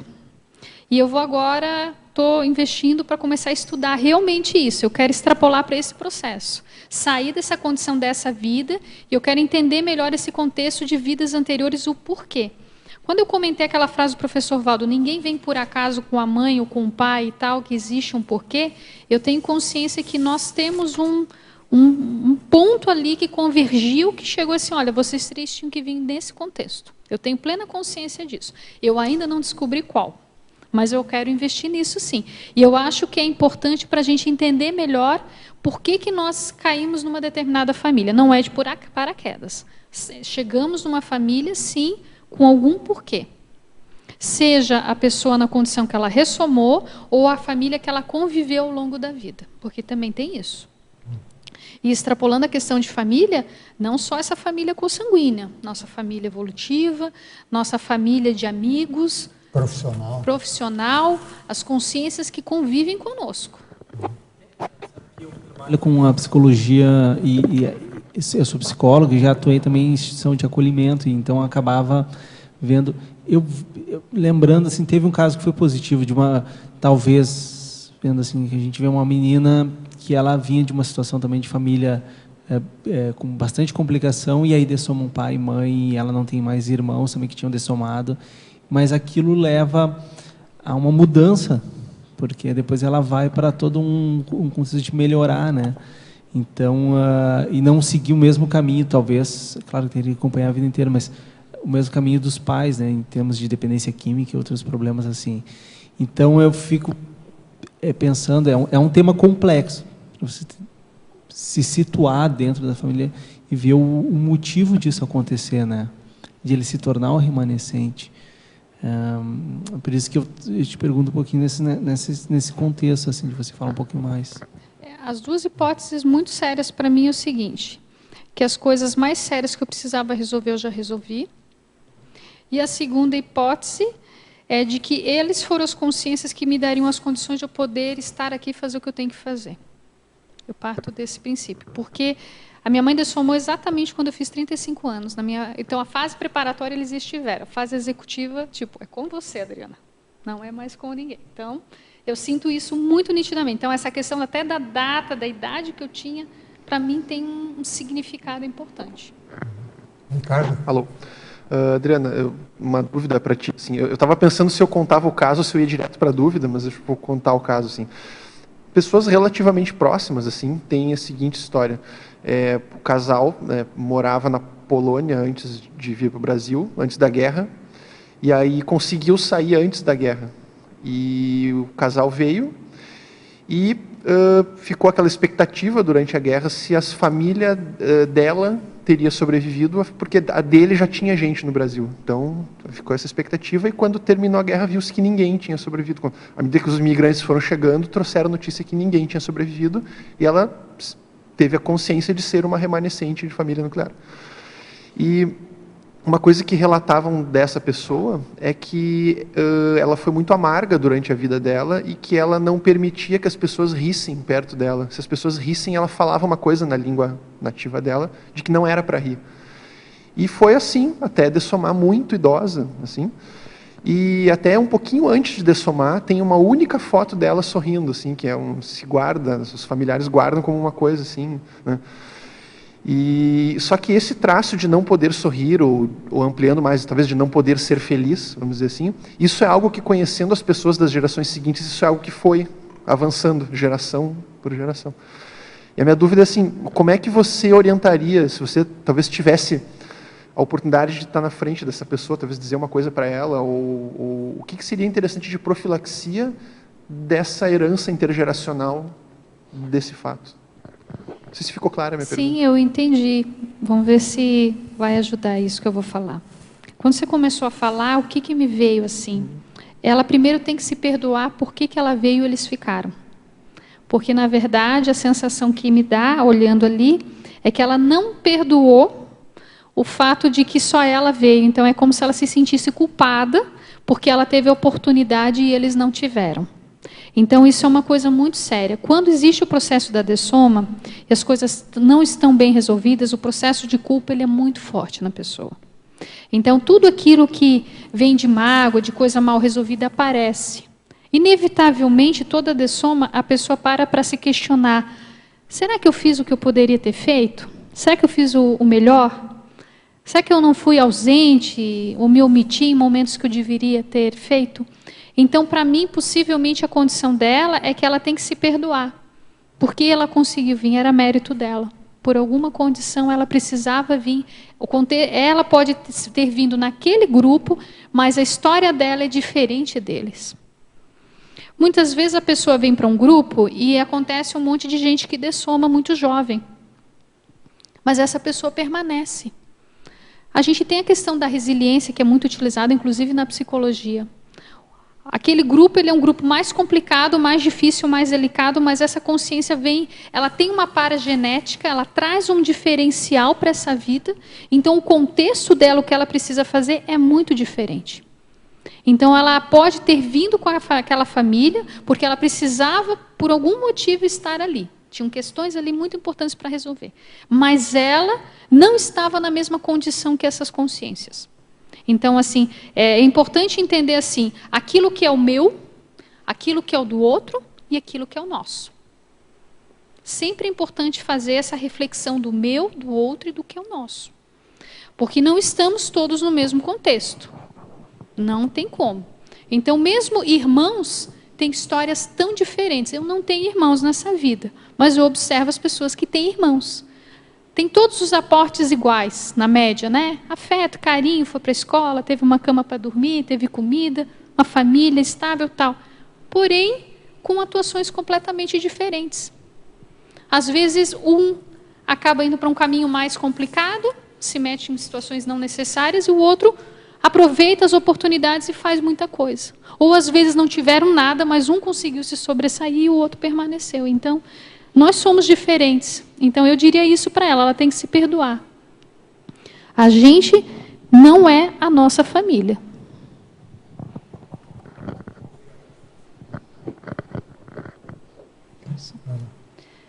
Adriana, parabéns aí para o seu verbete. E eu queria ler em paradoxologia. Você colocou ali o paradoxo na crise se valorizar o antibanalizado. Você teria alguma casuística, alguma coisa que você passou por essa fase? Poderia colocar para nós? É interessante, né? Porque às vezes a gente só dá valor para as coisas quando a gente perde. Esse é o aspecto. Quando eu comentei para vocês assim, a simples questão da janta, né? Quando o meu pai ficou doente, a gente valorizou, além dessa questão que eu ia menos para casa, mas quando ele ficou doente, a gente passou a valorizar ainda mais os momentos que nós estávamos juntos. Então, assim, no momento da doença dele, da crise, da situação difícil, a gente começou a pensar, não, nós temos que transformar esse momento numa coisa boa. Ou mesmo no momento da doença da minha mãe. Eu me lembro da gente almoçar, eu, ela e a minha dupla, e nós rimos muito. Ela muito doente, e a gente fazia ela rir muito. E a gente começou a dizer, não, vamos aproveitar para que ela ria, porque eu sabia que aquele momento para ela ia ajudar ela naquela condição. Então, você antes banaliza qualquer tipo de situação de estar com o outro, como eu falei, até uma simples refeição, de falar com a pessoa. Às vezes a pessoa passa meses sem ligar para a família, mora longe, não dá, esquece que a família existe. E aí um dia descobre que a pessoa está doente, aí sai correndo, mas o fulano está doente, o que eu faço? Eu não falo com ele há tempo, o que acontece? Então, assim, você passa a valorizar até aquela ligação, que era um saco, porque o fulano fala muito, eu não gosto, só fala de problema, porque a minha tia, a minha mãe é só assim, e aí você deixa de aproveitar aquela oportunidade até de fazer uma assistência. Quem sabe aquela consciência estava precisando de alguém que ouvisse ela apenas. E quem sabe é você, a consciência que tem paciência e intenção de ouvi-la. Então, eu acho sim que as pessoas banalizam as coisas do dia a dia porque acham que vão viver por muito tempo as mesmas situações. E um dia, gente, a doença ou a dessoma vai bater na porta de todo mundo. E como você vai lidar vai ser resultado de como você já viveu com aquelas consciências antes. Legal, obrigada. Obrigada. Então, agora uma pergunta de Goiânia, parafatologia, página 37, final da última linha. Poderia comentar a sinalética energoparapsíquica pessoal? Aí ele conta um caso dele, tá? No meu caso, costumo sentir algumas conceneres tentarem sugar minhas energias pelas canelas. Todavia, estou me tornando especialista na blindagem do meu micro-universo consciencial. É interessante, porque assim, a sinalética é o sinal que a gente tem com a questão da dimensão extrafísica. E você vai mapear a partir de como você trabalha as suas energias, mas também pelo seu pensene. Então, a partir do momento que você diz, olha, eu estou me blindando energeticamente, eu estou identificando isso, faz toda a diferença. Quando eu trago na parafatologia a sinalética, é porque, por exemplo, eu já cheguei a perceber a presença, por exemplo, do meu pai dentro de um ônibus. Eu estava sentado no ônibus, indo para casa, eu senti a presença dele. Então, eu vi a sinalética, senti aquilo ali, eu sei que quando vem aquilo ali, é um sinal de que está uma consciência junto comigo, e eu consegui identificar que era ele. Então, a sinalética, ela te traz muita informação, e quando a pessoa começa a pensar e a refletir, ela sai daquele processo, muitas vezes, de monoideísmo em relação a alguma coisa, e os sinais diferentes começam a aparecer para ela pensar de uma maneira diferente. Então, essa atitude de identificar e tomar uma atitude a partir disso, de diferença, é o que vai ajudar nesse processo. Agora, uma pergunta de São José, Santa Catarina. Megapensenologia, na página 37. Autossuperação, autopacificação íntima. Então, ele comenta assim, ó, vivenciei o conceito desse megapensene quando encontrei, fora do corpo, um familiar que já havia dessomado. Pois, a partir daquela experiência, me despertei para pesquisar e assim conheci a projeciologia. E também fiquei tranquilo quanto à condição daquela consciência. Você poderia comentar tal megapensene e se já aprofundou o parapsiquismo com o Grupo Karma?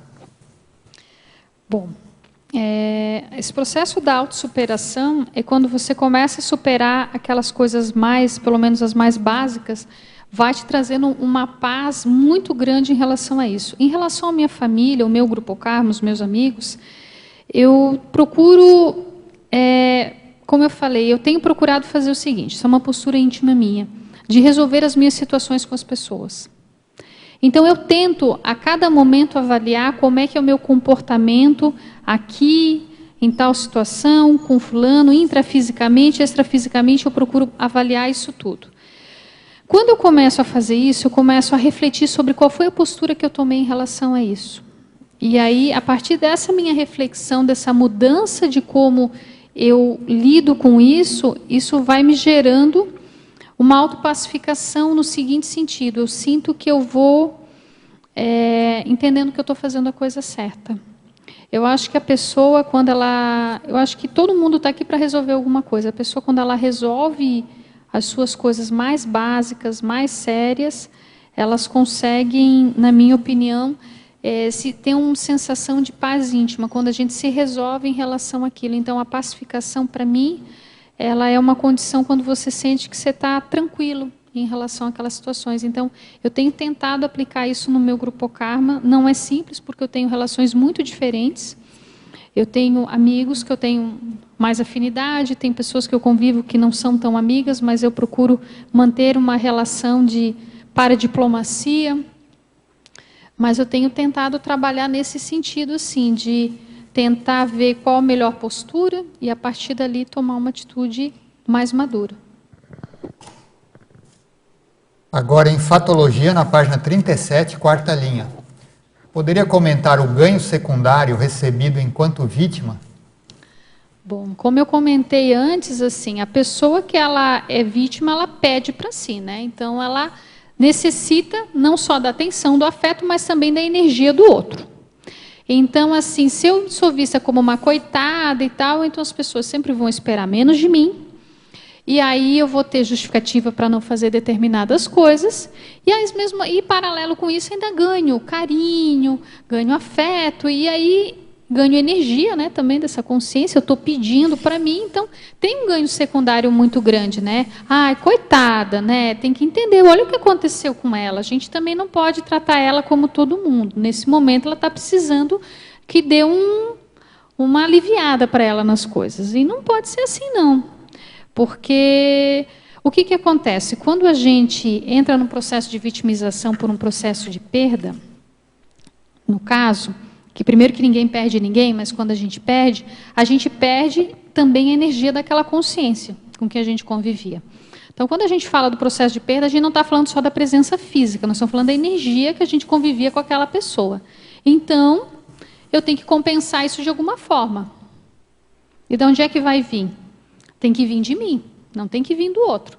E se eu não tenho essa postura madura, eu vou esperar do outro isso. Então, o ganho secundário é o seguinte: eu não sou vista mais como uma pessoa que aqui decide, aqui está bem, tal, mas eu ganho uma certa ressalva em relação às coisas. Agora, tecnologia, na página 38, início da primeira linha. Poderia explicar a técnica da autoconscienciometria? A conscienciometria foi o seguinte: foi a análise que eu fiz em relação a mim mesma sobre tudo o que aconteceu. Mas aí eu não considerei somente a mesologia, eu considerei a consciencialidade adriana, a consciência adriana. Então eu peguei e comecei a me observar, a ter uma noção melhor de como é que eu estava atuando, quais eram os meus traços que estavam pegando, quais eram os meus traços fortes, as minhas qualidades que poderiam ser ressaltadas naquele momento, quais os traços fardos que estavam ainda pegando em relação ao que tinha acontecido comigo. Então, eu utilizei essa análise mais aprofundada a meu respeito para eu poder trabalhar o seguinte, assim, ó, eu não posso me deixar levar. Quando eu falei para vocês que eu não me permiti entrar em depressão porque eu não tinha esse direito, foi porque eu sabia que eu tinha traços, forças suficientes para passar pelo que eu tinha que passar. E aí eu comecei a ver, então, o que é que está pegando? Quais são os traços fardos que estão pesando ali, que estão ainda possibilitando que, às vezes, eu tenha alguma atitude imatura em relação a isso. E aí, a partir disso, então, essa técnica foi essa análise profunda que eu fiz comigo. É lógico que eu utilizei as ferramentas da conscienciologia, de autoobservação, de autopesquisa, para poder fazer essa reflexão minha naquele momento ali. Eu já vinha trabalhando muitas questões. E o fato foi o seguinte, foi a busca de uma reciclagem em relação àquilo ali, tudo que eu estava acontecendo.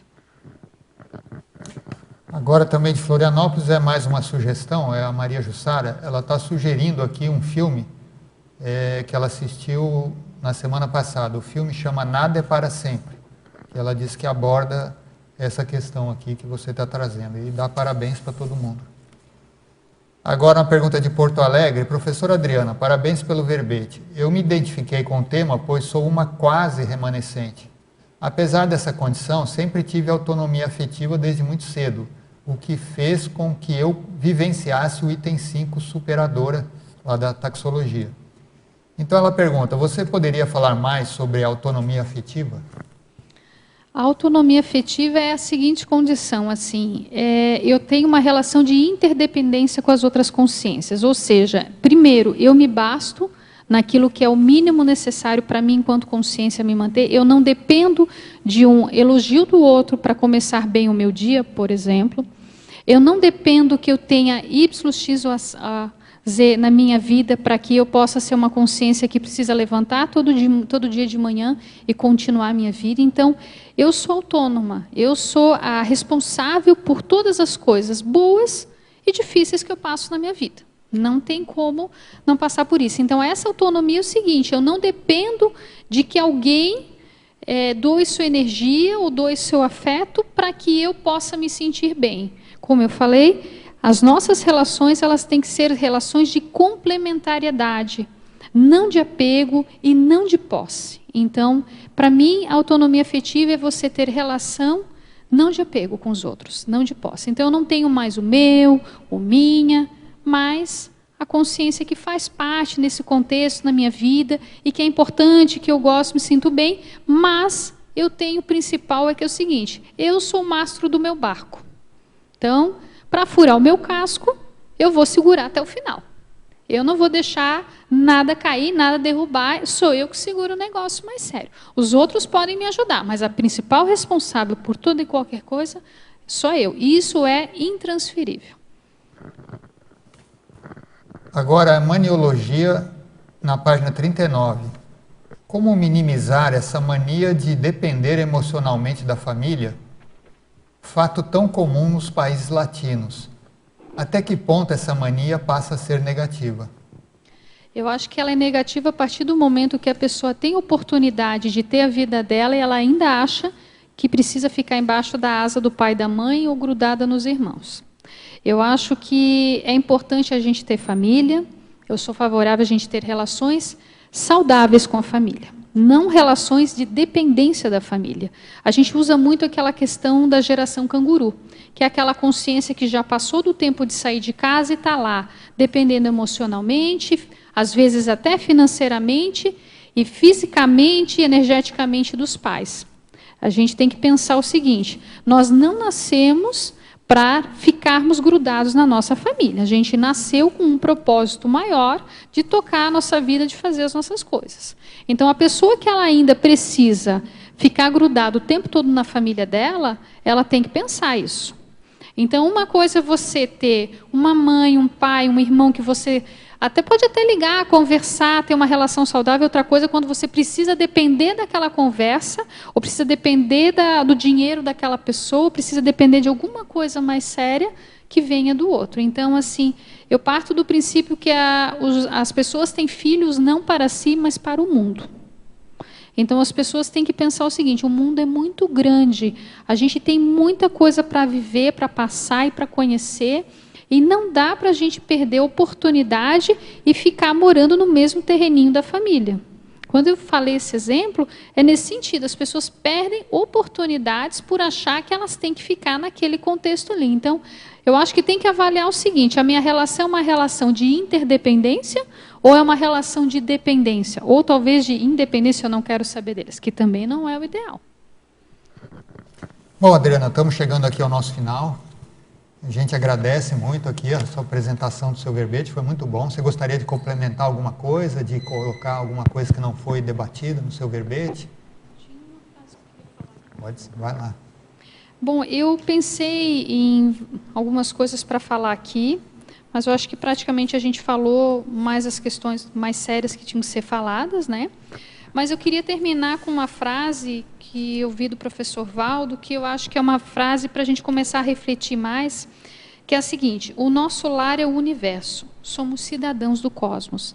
A gente não veio para cá num contexto pequeno, a gente é muito mais do que isso. Então, quando eu me vejo como uma consciência multidimensional, que tem uma série de vidas, que existem mais de uma dimensão, que o meu grupo é muito maior, não faz sentido eu ficar preso a coisas pequenas.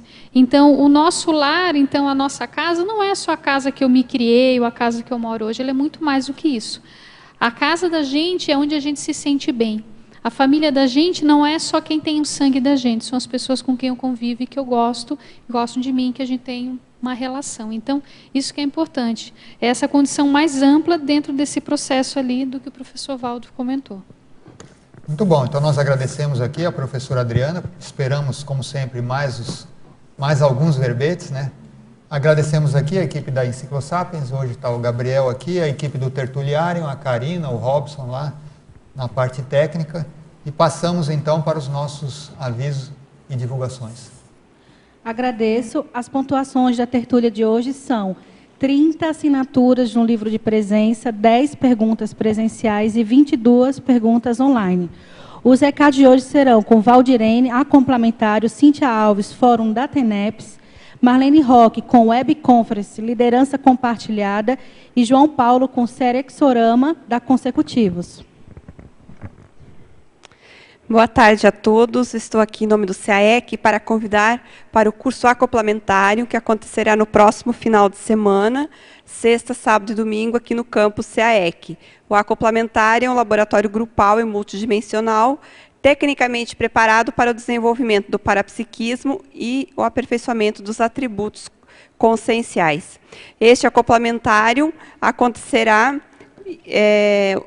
sexta, sábado e domingo. Os EPICONs serão Patrícia Pialarice e Tony Muscopf, e a temática será Amizades Evolutivas. Durante o curso serão aplicadas dinâmicas, técnicas específicas com o objetivo das pessoas participantes identificarem dentro do seu grupo de amizades quais são aquelas amizades evolutivas que já vêm se repetindo ao longo de várias vidas.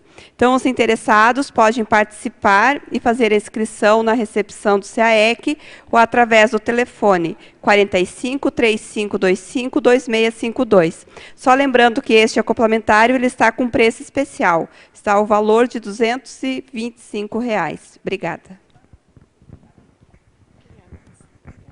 Boa tarde a todos. Eu venho em nome do CAEC convidá-los a participar do 12º Fórum da TENEPES, que vai acontecer mês que vem, nos dias 16 a 18 de dezembro, aqui em Foz do Iguaçu.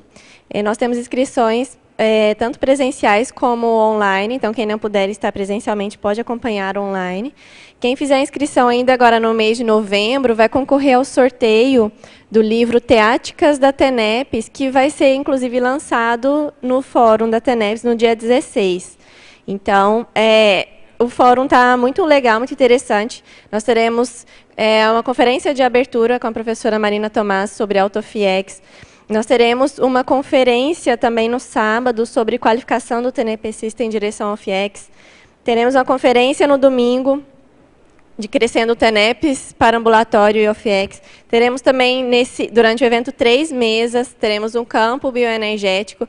Então, o fórum está muito legal e fica o convite a todos vocês, né, aguardamos vocês. Para mais informações, podem entrar em contato com o CAEC no telefone 45 35 25 26 52. Ok? Muito obrigada. Boa tarde a todos. Em nome da Juriscons, eu gostaria de convidá-los para a webconference no ambiente virtual da Juriscons com o tema Liderança Compartilhada, que é uma ferramenta evolutiva grupal. O objetivo desse trabalho é contribuir para ser um líder evolutivo a partir do Megapensene, compartilhar para somar.